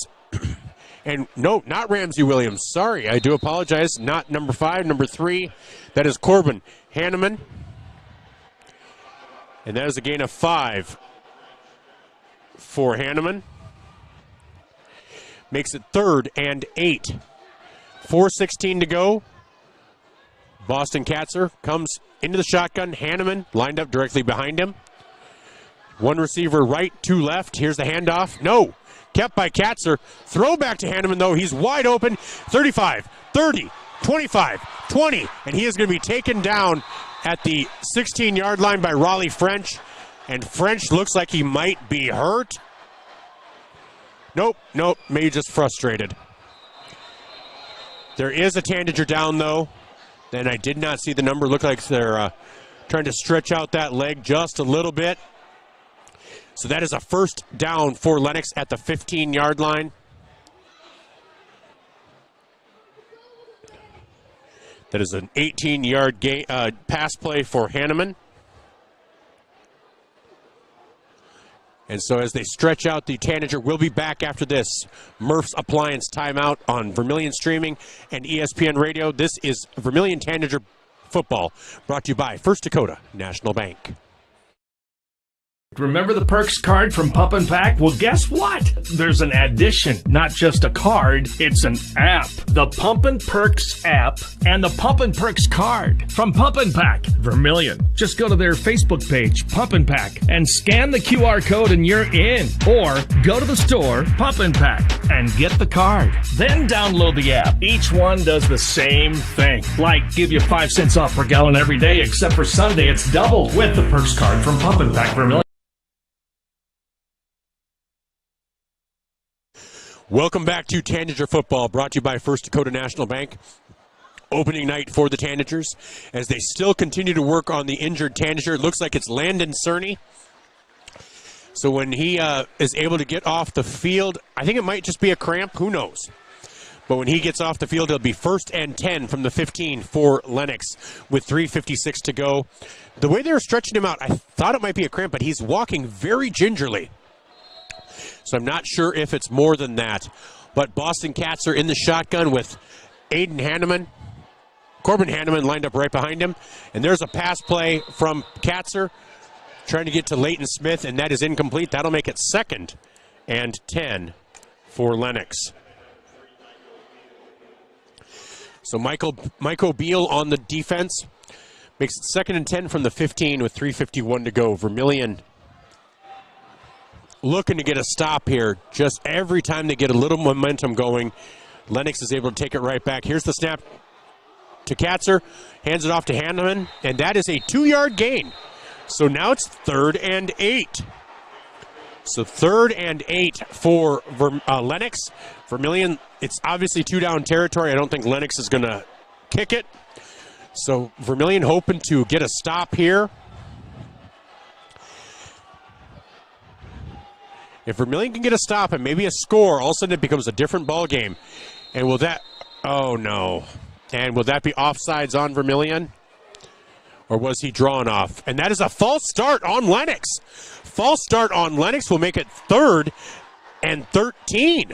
3rd and 13.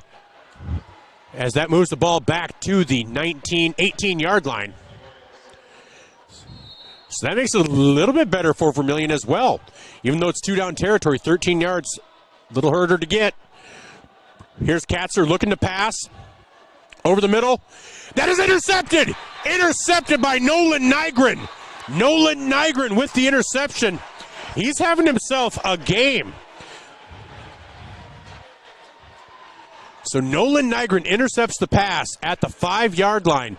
So with 3:07 to go here in the 3rd quarter, Vermillion has to feel good. If they can get a score here, if they can score in this quarter, making it a 2-score difference heading into the 4th quarter, Vermillion has to feel pretty good because we have to remember, Lennox has had to blow 2 timeouts just on confusion.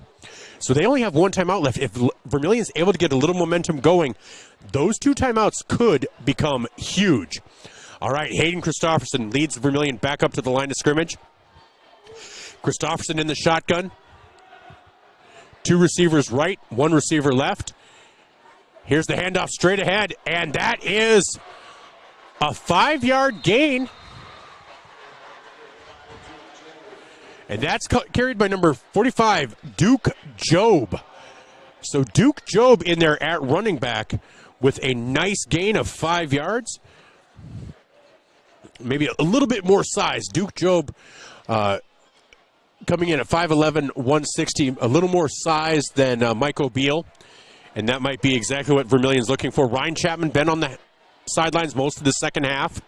Here's Christopherson with Job to his left. Peterson split right. 2 split left.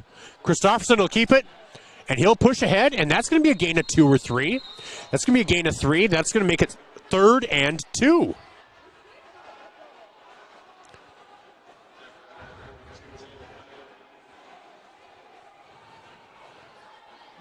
So 3rd and a long 2 for Vermillion as Christopherson keeps that. Gains 3. Peterson. Connor Peterson comes in along with Traquin Thomas.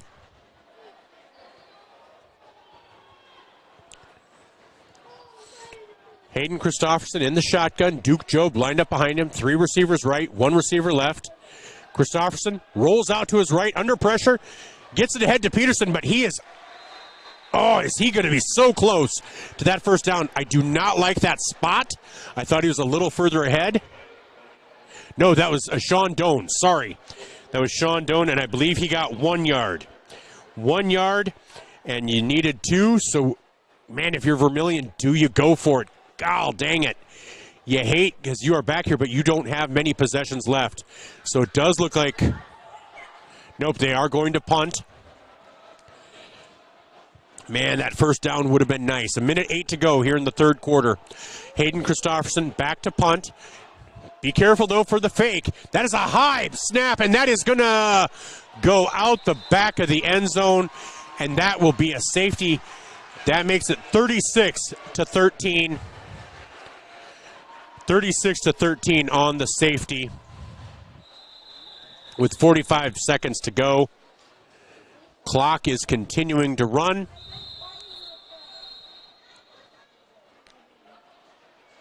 As the clock does finally stop, 36-13 with 37 seconds remaining. And Vermillion will have to kick now to Lennox. So it is, not only is it now a 23-point lead, still in that 3-possession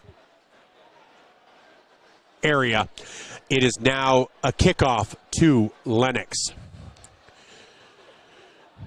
So that is unfortunate that the snap was just high over the head of Hayden Christopherson. And so Vermillion will free kick now to Lennox. They have moved it to 48 seconds. I thought they did not stop that clock when they were supposed to. So 48 seconds remaining here in the third quarter.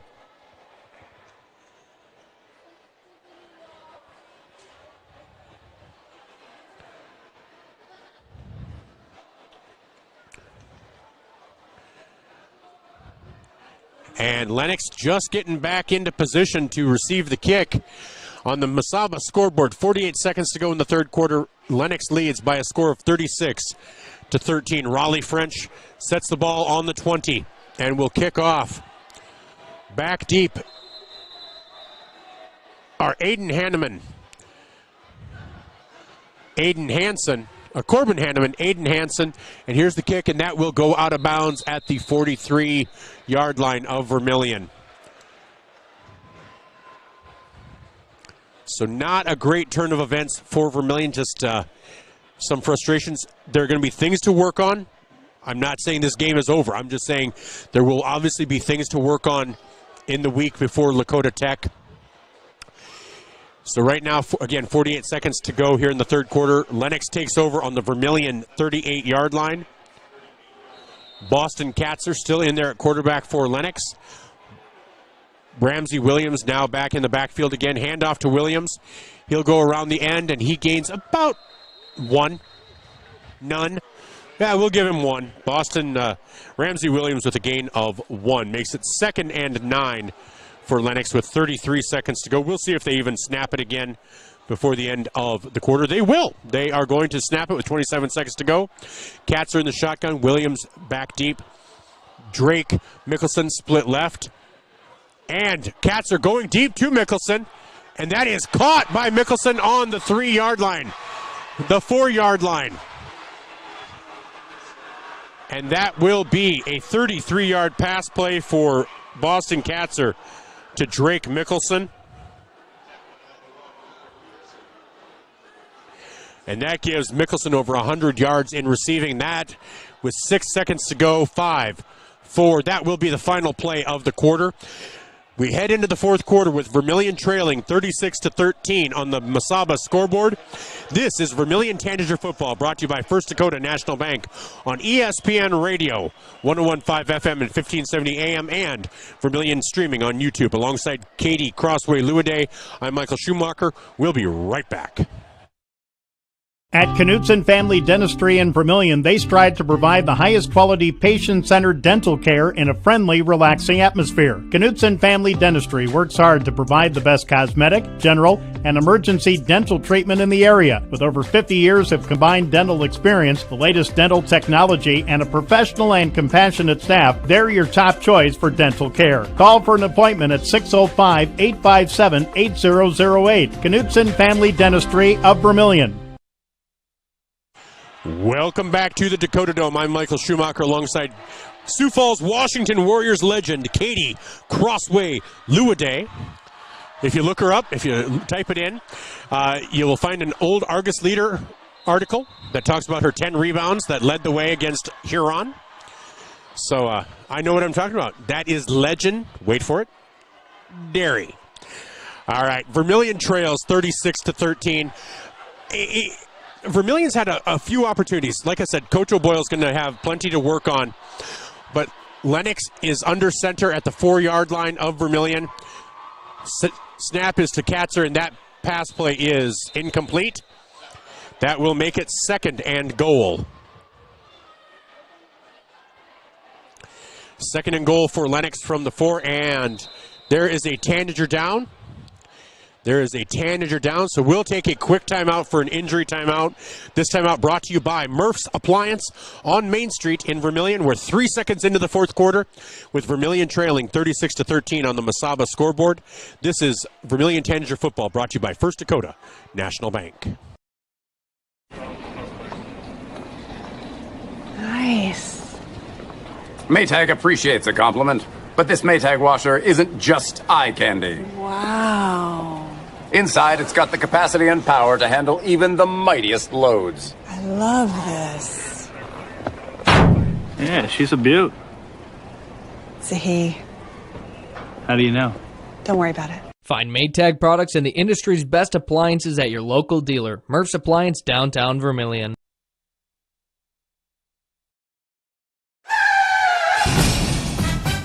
In a situation like this, the first thing you do, of course, is make sure everybody's okay. And then you're thinking, you better call your insurance person. No, just call Justin. At Vermillion Auto Works, you see Justin handles all the insurance claims and gives free quotes. Auto Works. Welcome back to the Dakota Dome. Second and goal from the 4. Handoff to Ramsey Williams, and he is tackled in the backfield by Vermillion for a 2-yard loss. That tackle made by Corbin Heckens. Corbin Heckens, a junior, 6'2", 175. Nice play breaking through the line there. Makes it 3rd and goal now from the 7-yard line. That's a 3-yard loss. So Katzer in the shotgun with Ramsey Williams behind him. Oh, and that snap is fumbled. Katzer recovers, long pass into the end zone, and no! Well played defensively by Connor Peterson, and that will make it 4th and goal from the 7. 4th and goal from the 7, so Vermillion looking to bend but not break. Still holding on to hope, 36-23, a 3-possession game, and they need to get a stop here.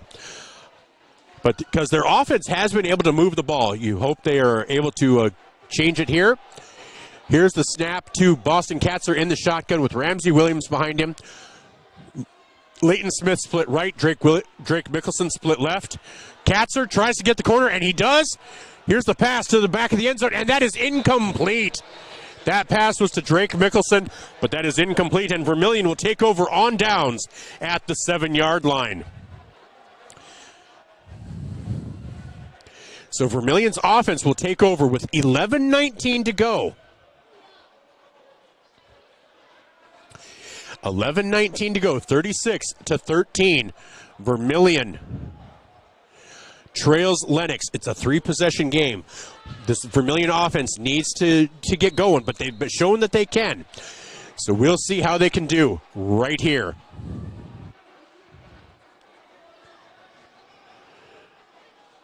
Hayden Christofferson with Job in the backfield. 2 receivers right, 1 receiver left. Christofferson under center, takes the snap, hands off, straight ahead for Job, and he will be met at the line of scrimmage. That is no gain for Duke Job.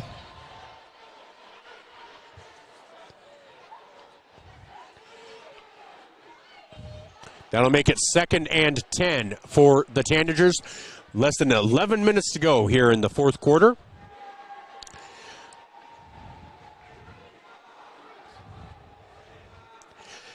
Again, as part of the post-game show, we will take a look around the state, look at some stats, and hopefully have Coach Tom O'Boyle on with us.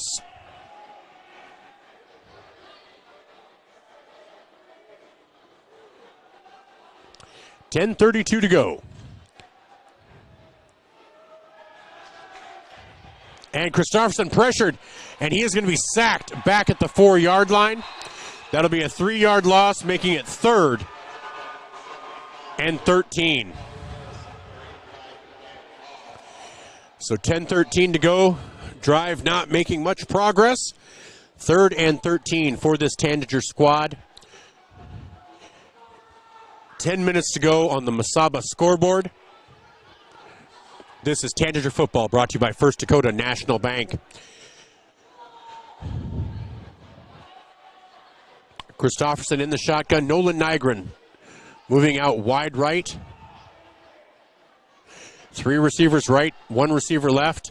Duke Job now lined up behind Christofferson. Now it's Doan, Christofferson, Nygren, and Peterson split left. And here's the throw to Sean Doan. That's a gain of about 4. That will make it now 4th and 10. 4th and 10. With 9:12 to go, I expect Vermillion. Nope, they are going to punt. Okay. 9 minutes to go. 36-13. Lennox leads Vermillion. Christofferson on the tee of the Coyotes in the end zone. Last time he lined up to punt, the snap was over his head. This time it's a good snap.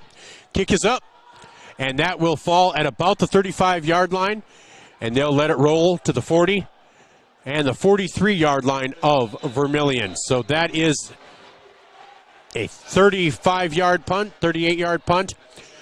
At 8:42 to go, Lennox will take over, leading 36-13. Boston Cats are still in there at quarterback for Lennox.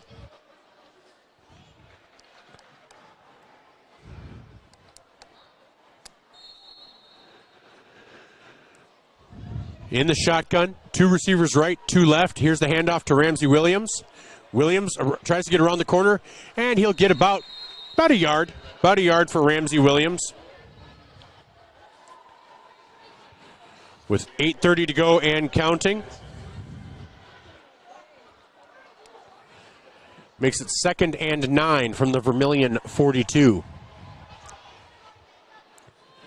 For the most part, this defense has played well for Vermillion. It's just been the matter of a few big plays here and there. And that snap is fumbled by Katzer. And Katzer will be sacked back at the 46-yard line of Lennox. And that was Corbin Heckens on the sack.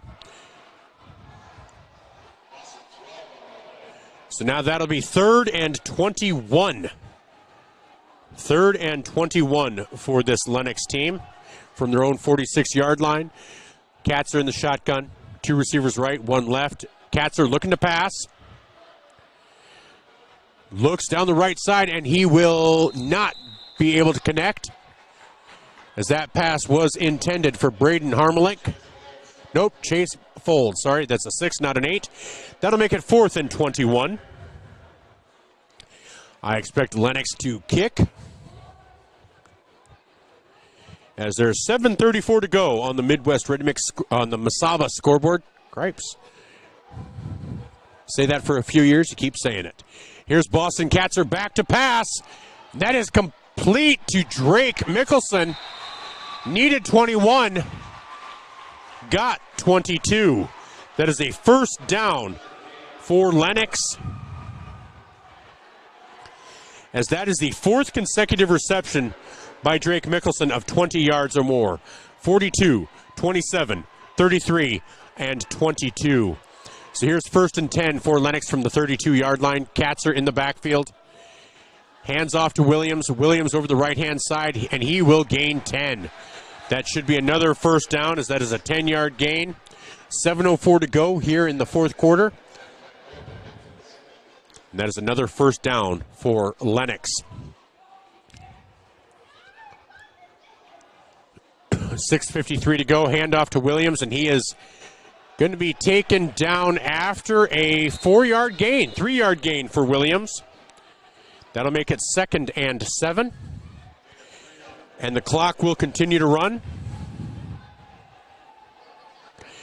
They are now at the Vermillion 19-yard line with 6:33 to go, leading 36-13.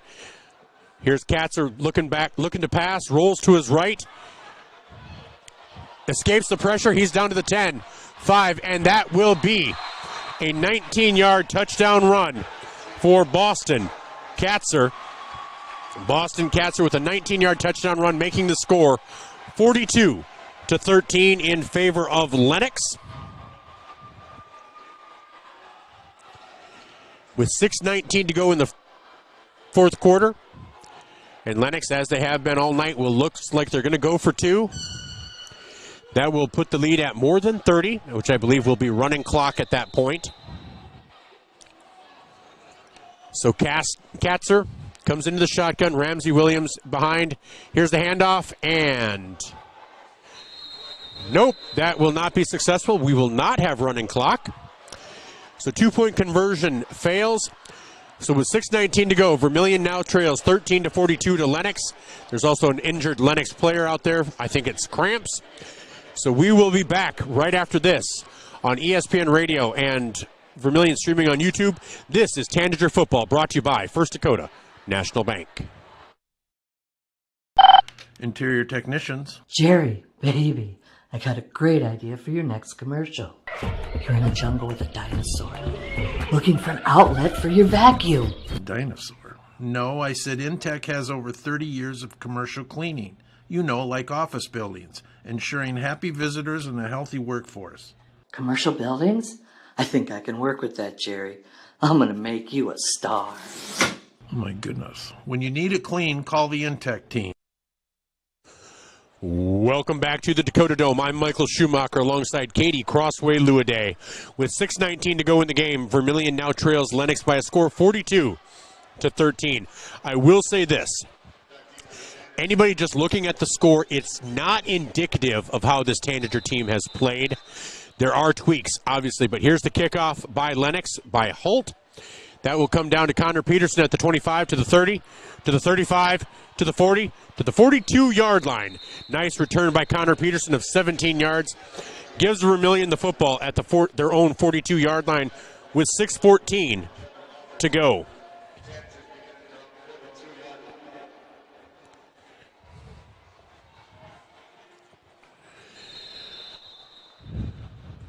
So again, Vermillion, their offense moved the ball fairly well at times. Hayden Christofferson in the shotgun. Duke Job behind him. We have not seen Ryan Chapman this half. 3 receivers right, 1 left. And here's the snap. Quick pass over to Taquan. And that is a 3-yard pass play to Taquan Thomas. Or Traquan, sorry, I apologize. 3-yard gain for Traquan. That will make it 2nd and 7. With 5:52 to go here in the fourth quarter. As Vermillion has the ball now at the 41-yard, their own 41-yard line.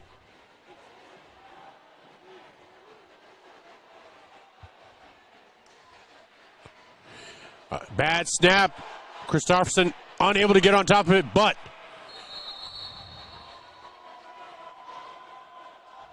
it couldn't see the number of who did get on top of it, and that was Job that was able to hop on top of it.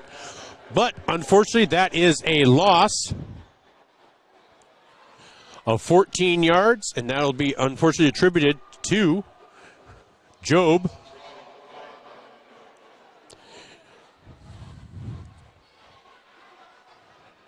So that will make it 3rd and 19. 3rd and 19 for Vermillion. So Hayden Christofferson comes under center. Traquan Thomas split left. 3 receivers split right. Duke Job in the backfield. Here's the snap. And the handoff straight ahead. Job with a nice spin move. And that will be a gain of 3 for Duke Job.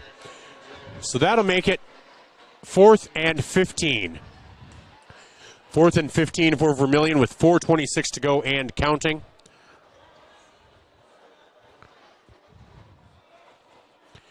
As Lennox will send back Hanneman back deep to field this punt.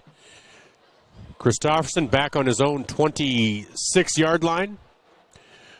Looks to receive the snap and kick away with 4:06 and counting on the Masaba scoreboard. Here's the snap, and Christofferson unable to contain it, and that will be recovered by Lennox.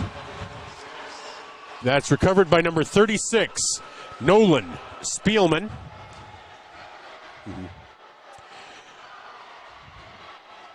Nolan Spielman recovers that fumble, and Lennox will take over at the 26-yard line. Now, Lennox still has their starting quarterback out there in Boston Katzer.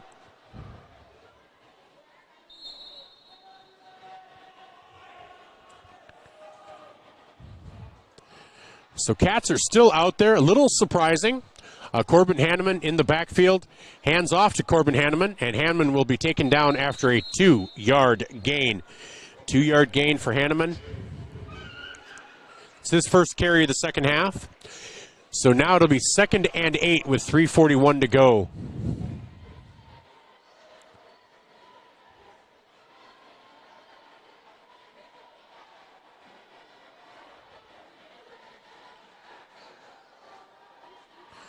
Here's the handoff straight ahead to Hanneman. Hanneman will gain about 5 yards, make it 3rd and 3. So that'll make it 4th and 3.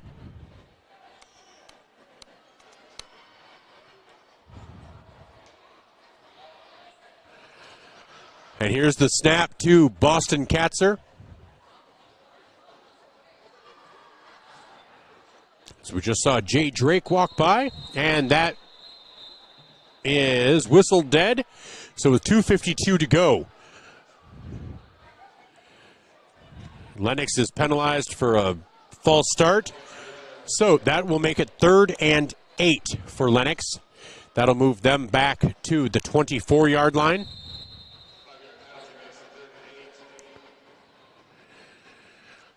They need to get to the 16. So 2:44 to go and counting. Katzer receives the signal from the sidelines. Corbin Hanneman lined up directly behind him. One receiver right, 2 left. Here's the snap and the throw. And that is completed to Drake Mickelson. He's at the 10. He's down to the 4-yard line. That will be a first down. That is a gain of 20. That is Mickelson's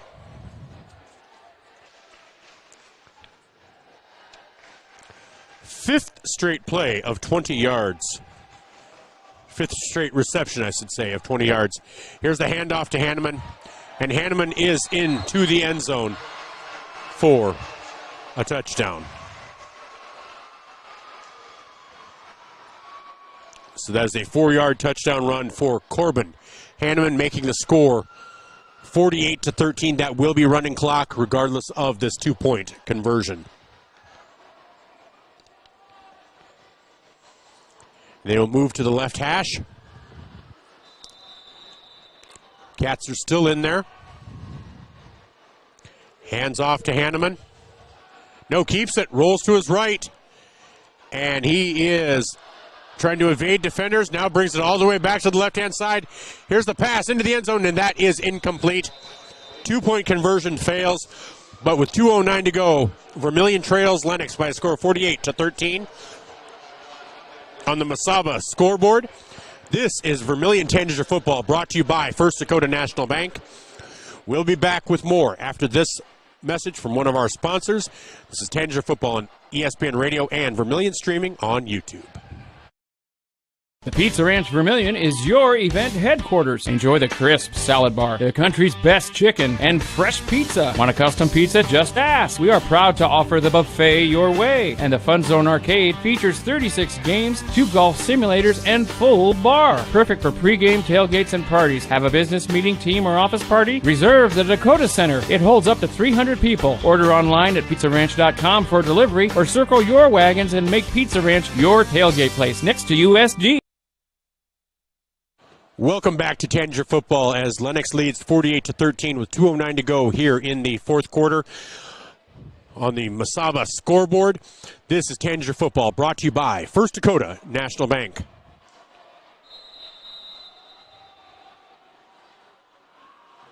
And there's the kickoff deep to Connor Peterson at the 22. Brings up to the 30, to the 35, and brings up to the 37. A 15-yard return for Connor Peterson. With 2:02 to go, the clock will be running as it continues to go, minute 58 and counting.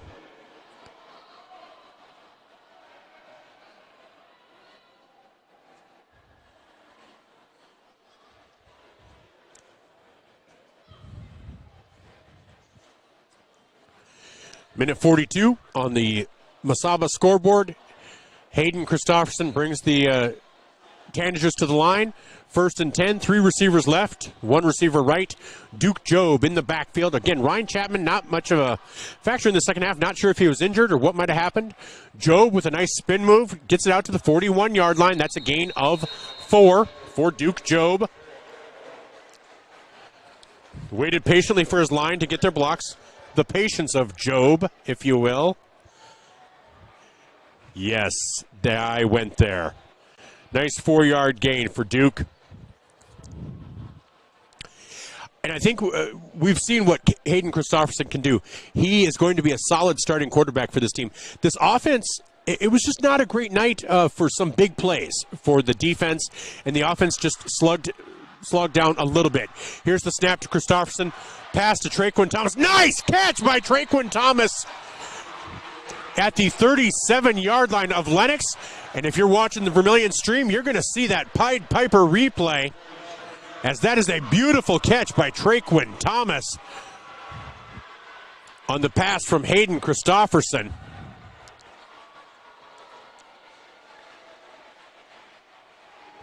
That's a nice 22-yard pass play.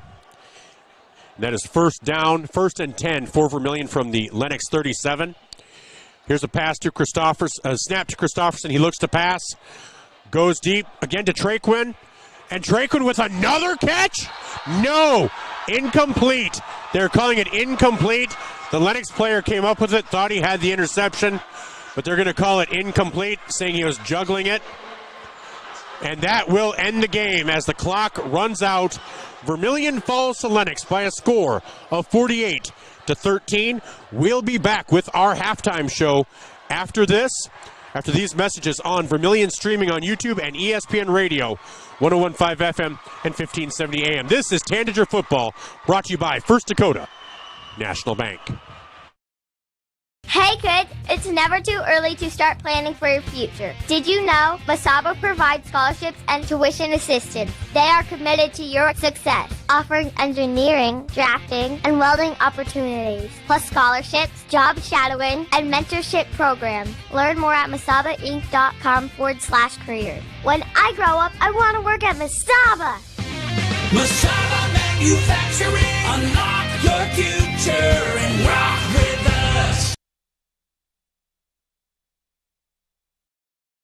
The Dairy Queen Grill and Chill in Vermillion is proud to support local athletics like USD and the Tanagers. The DQ Fall flavors are in, and DQ has great food at great prices. Get a $7 meal deal. Choose from a cheeseburger or 3-piece chicken basket with fries, a drink, and a sundae for only $7. Got an office team party or birthday party? If you want to celebrate, don't bake, buy a DQ cake. And DQ supports the Sanford Children's Network. So after the game, take your team for a thrill to the Dairy Queen Grill and Chill, 905 East Cherry Street, Vermillion, South Dakota.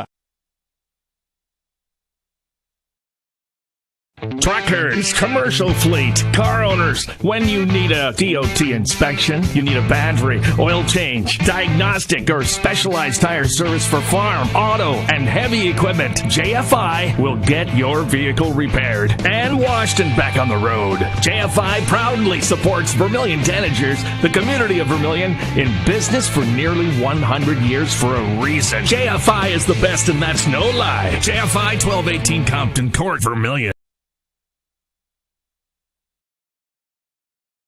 If you're considering a new roof, you want to put your roof in the hands of Dave's Roofing. Dave's Roofing specializes in residential roofing and has over 10 years of experience. Dave's Roofing covers any job from a 60 to 80 mile radius of Sioux City and has a 10-man crew that completes most jobs in one day. Dave's Roofing will make sure the cleanup job is done right afterwards too. And the products installed are impact rated and eligible for homeowners insurance discounts. Look up Dave's Roofing on Facebook and check out the work that's been done and customer testimonials.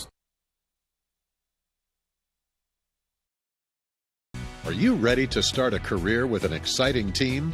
Thermobond is looking to add to our team of experts. We offer competitive wages, a positive work environment, and on-the-job training. Thermobond is headquartered in Elk Point, South Dakota, and for over 30 years we've been providing lightweight and precast solutions for multiple industries nationwide. Check us out and see if you'd like to start a new career with us today.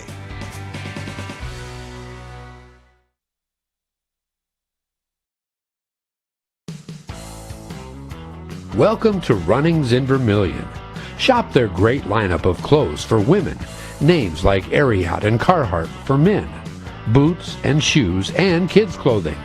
Runnings has a large supply of animal food and accessories. Love the outdoors?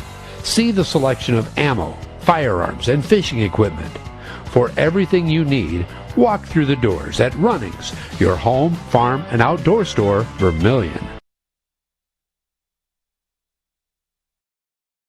I'm Blaine Olson, owner of Blaine's Body Shop in Vermillion. I grew up here, graduated here, and now have a business here. I'm proud to serve the community that has helped me live this dream. I have top-notch equipment, the latest in training, along with a work ethic and the desire to serve you. Should you need repairs in the future, please remember Blaine's Body Shop across from Polaris on the Highway 50 bypass in Vermillion. Blaine's Body Shop.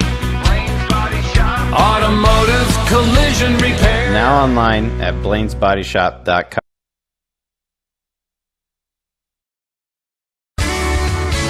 Get the finest wood in the neighborhood. Down at the lumberyard. But it's not just wood at the lumberyard. With a wide variety of quality building materials, the folks at the lumberyard can help you with all of your project needs. Whether it be paint, siding, cabinets, windows, or of course lumber, the lumberyard is ready to help. The best wood in the neighborhood at the lumberyard, 1000 West Cherry Street in Vermillion.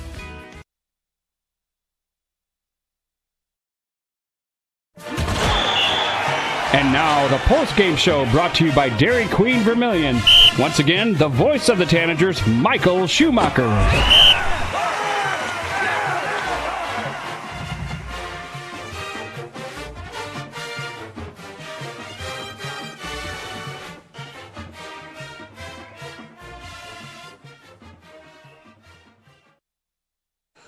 Welcome back to Vermillion Tanagers football, brought to you by First Dakota National Bank, as we are bringing you the Dairy Queen and Vermillion post-game show. Vermillion falls by a score of 48-13 to Lennox on the scoreboard, brought to you by Masaba. Remember, our halftime show is brought to you by Fast Autoglass. Masaba, or Murph's Appliance, sponsored all of the halftimes, or sponsored all the timeouts.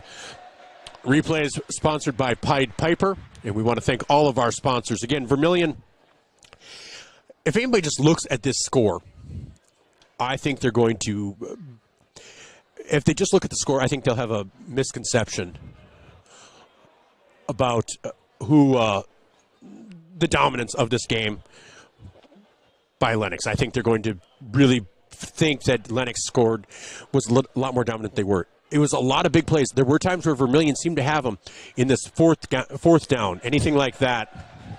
And so it's just a few things here and there. And so we have Coach Tom O'Boyle sitting in with us here with what's left of him, as he says. So, Coach, let you get the headset on there. It felt like every time you guys were ready to maybe hopefully get a little bit of momentum, Lennox was able to get a big play or get a couple of big plays and score. So you get within 2 scores, and then all of a sudden, just like the end of the first half was kind of the perfect emblematic of it. Yeah, that was tough. We didn't, obviously our special teams were atrocious tonight, giving up field position. I'll take full responsibility for just absolutely looking like a team that didn't practice. We're much better than the final score indicated, of course. And we cut it to 12-7. Felt great. We had 2 straight good drives. Went to the field, did some nice things, ran the ball hard. Hayden threw the ball well. We caught the ball well in traffic. There's plenty of things to shine about with this film, but ultimately, I tell you what, we just our body language, just, we just appeared to be beating kids. And, you have to credit a good quarterback, and we allowed him plenty of time to throw the football. And when that happens, it's tough to cover 6'4", 6'5" receivers. And, we found out a lot about ourselves tonight. We started a lot of sophomores, and albeit they're varsity football players, that we will we'll right the ship, and sun's going to come up tomorrow. We'll go back to work and get ready for Dakota Tech. Well, and that's exactly right. There's always victories. There's the winning on the scoreboard, but there's also, like you said, when you have youth and there's game to game, looking for that improvement. That's how teams get better, is taking this and taking what you can away from it and working on the things that didn't go well. And like you said, there were things to look at. Hayden Christofferson won the starting quarterback job, looked really good out there. I thought Nolan Nygren looked good as a receiver out there. Yeah, Connor receiver. Peterson had some nice plays. Yep. Sean Doan. Yep. In the first half, Ryan Chapman looked really good in the backfield. Yeah. He didn't play in the second half. Calf injury. We think it's a bruise. Certainly, it's a long season, so you don't run him back out there and to take a lot more punishment. But Ryan's a tough kid. I'm sure he'll be back. Amy does a super job in our training room with our athletes, so we'll take a look at him and be ready to go. We've got, unfortunately, it's a quick week because we have a JV game Monday in Vermillion, and then we load a bus and make a 6.5-hour trip west next Friday. So, there's lots to do, and I will take. As I told you earlier, Michael, I'm just stunned, and obviously I've got to do some soul searching and have a better prepared team on the field. Well, and so like you said, before you get that road trip, some things you want to work on. I thought defensively, Raleigh French looked pretty good. A name that came up that I had not heard before, Cameron Bottleson, made some plays out there. Really good young player. Sophomore player, starts both sides. When we go to the heavy set, add another lineman. Always gives you 100%. Cameron goes hard. Raleigh's going to be Raleigh. Just a stalwart in the middle. I don't know that we did a very good job protecting him, people around there. But, all in all, it's why you coach. You go out to fix things and give it repetition, and we'll do our very, very best to right the ship next week. Well, and next week takes us out west to Lakota Tech. Obviously it's week 1, so you have no film on them, but what's your plan, especially with a road trip like that? There's always a little bit extra that goes into it when you have to be, it's an earlier game than normal, plus the 6.5-hour road trip. What goes into planning for something like that? Well, you have to coordinate where you're going to stop, and you have to coordinate bus drivers because it's a longer trip than what one bus driver can make. You have to find towns along the way where you're going to get out and eat and stretch and do those type of things. Unfortunately, Lakota Tech didn't work with us at all. Moving the game up, I'm very disappointed in that. That's kind of a tough one for me to swallow. But so it's a 6 o'clock game our time. That's ridiculous when you have to travel that far. But the state doesn't consider those things when they assign officials, and there's a lot of things wrong with that. But albeit, the question is, the logistics of the trip. We'll probably leave about 9:30. Kids will go to school first. Gather. We got a great group of parents, very supportive. They'll send us on the road with food, and we'll make arrangements for getting some stopping and having food on the way home. All right. Well, probably get home about 3 in the morning. Yeah, it's going to be a long day. And Katie and I will be making the trip out there, so it'll be a good time. But Coach, when you say long day, the last 48 minutes about the longest day I've spent in a long time. It gets that way when things just aren't working for you. But I appreciate you still being willing to come up, talk with me. Yeah. Always appreciate it, and we'll be touching base. We're going to be better. All right. Thank you. Bye. And Coach, I think you might know Katie. I do know Katie. So I'll let you guys reintroduce yourself, and I will continue yakking. Right, that was Coach Tom O'Boyle here on our post-game show with as Vermillion falls to Lennox by a score of 48-13 on the scoreboard, sponsored by Masaba. So we want to thank you for joining us today. Let's take a look around the state, as there are a number of games that are being played. We'll start with 11A. 20-16 in a great game. Rapid City Christian showing what they can be, but unable to take down top-ranked Canton, 20-16. Madison defeats Belfouche 41-6. Dakota Valley defeats Del Rapids 22-14. Second-ranked Del Rapids, so the rankings are going to change there. Of course, number 5 Lennox defeats Vermillion 48-13. Millbank defeats Lakota Tech. That's Vermillion's opponent next week, 55-0. Sioux Falls Christian takes down West Central 42-13. Not necessarily surprised by the victory, surprised by the margin.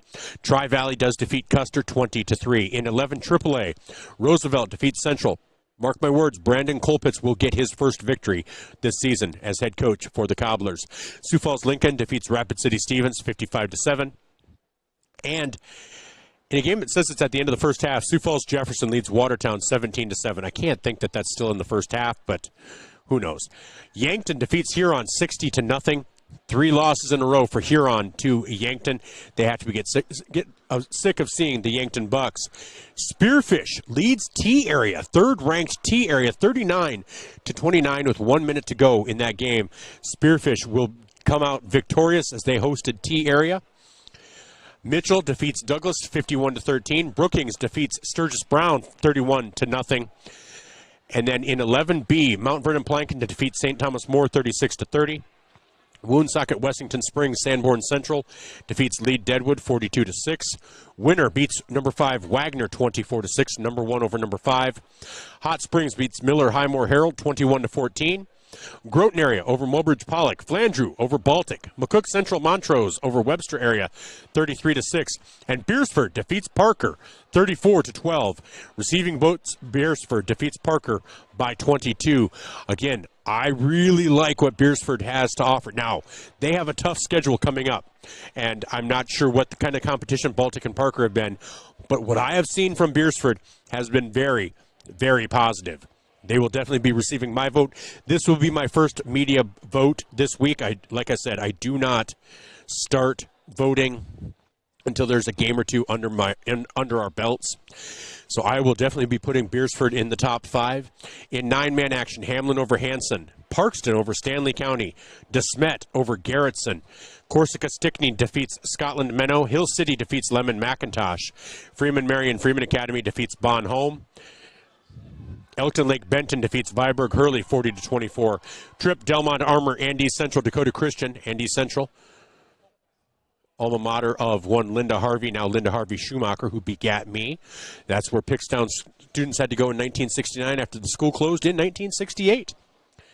And if you're ever in Pickstown, stop by the Pickstown Museum. Do me a favor, drop them a dime. In 9A, Dupree defeats North Central. Chester area over Castlewood 7-0. Alcester Hudson leads Centerville 70-36 with 6 minutes to go in the 4th. Platte Geddes defeats Colombe 55-0. Wall leads Harding County 43-14. Hill City again defeats Lemon McIntosh. Kadoka area over Lyman. Howard over Esteline Hendricks. And Woolsey Westington over Dubrick area and Warner over Potter County. Defending champion Avon defeats Sioux Falls Lutheran 58-8. Del Rapids St. Mary defeats Irene Wakanda 52-0. Platte Geddes over Cologne 55-0. And Canastota defeats Coleman Egan 12-6. So that's your look around the state. And again, Vermilion Falls 48-13 to Lennox. And so again, Vermilion, a lot to be positive, a lot of negatives, a lot to work on, and then we'll be heading out to Lakota Tech on Friday, 6 o'clock Central, 5 o'clock Mountain. So we'll be hitting the road early, and so that should be a good time. Katie's looking at me like, what time are we leaving? Well, you might as well just stay at the station. Sleep on the couch. All right, so for Lennox, just so you know, Tate Gertis, who did not play much in the second half, had 84 rushes on 10 carries, 27 yards rushing for Boston Katzer, and 32 yards rushing for Ramsey Williams. 224 yards passing for Boston Katzer, 160 of those to Drake Mickelson. So a good offensive game for Lennox. Vermillion's offense worked pretty well. 141 yards passing for Hayden Christofferson, 59 yards rushing for Ryan Chapman, but he did not play in the second half after injuring his, looked like thigh, calf bruise, something like that, according to Coach O'Boyle. Some nice passing. Nolan Nygren looked good out there. Sean Doan looked good out there. Connor Peterson looked good out there. So I believe this Vermillion offense has a lot to offer. I think we'll be seeing more and more from them as the season goes on, especially as they get more and more familiar with each other. So from the Dakota Dome, I'm Michael Schumacher alongside Sioux Falls, Washington Warriors legend Katie Crossway Luaday. From the Dakota Dome, Vermillion Falls 48-13. We'll be back next week, and from Lakota Tech, we'll be making the trip out there. This has been Vermillion Tanager Football, brought to you by First Dakota National Bank. This post-game show brought to you by Dairy Queen of Vermillion.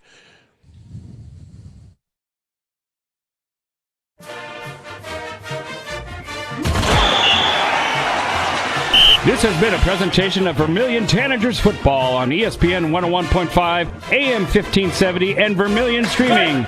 Thanks for tuning in and joining us for all of Vermillion Tanagers football games. And thank you to our sponsors, including State Farm Insurance Agent Dick Sunday, Vermillion Auto Works, Murph's Appliance, Knudsen Family Dentistry, Intech, Pump and Pack, Dakota Realty, Masaba, First Dakota National Bank, Vermillion Vision Care, Todd's Electric, Larry's Heating and Cooling, Vermillion Medical Clinic, Slumberland, Candy's Couture, Clay County Abstract and Title Company, Blaine's Body Shop, Kalen's Indoor Comfort, JFI, Pizza Ranch, Fuller Digital Solutions, Yankton Thrive, Runnings, Thermobond, The Lumber Yard, Dairy Queen Vermillion, Midwest Ready Mix, Clark's Rentals, and Dave's Roofing. This has been a presentation of 5 Star Communications Incorporated.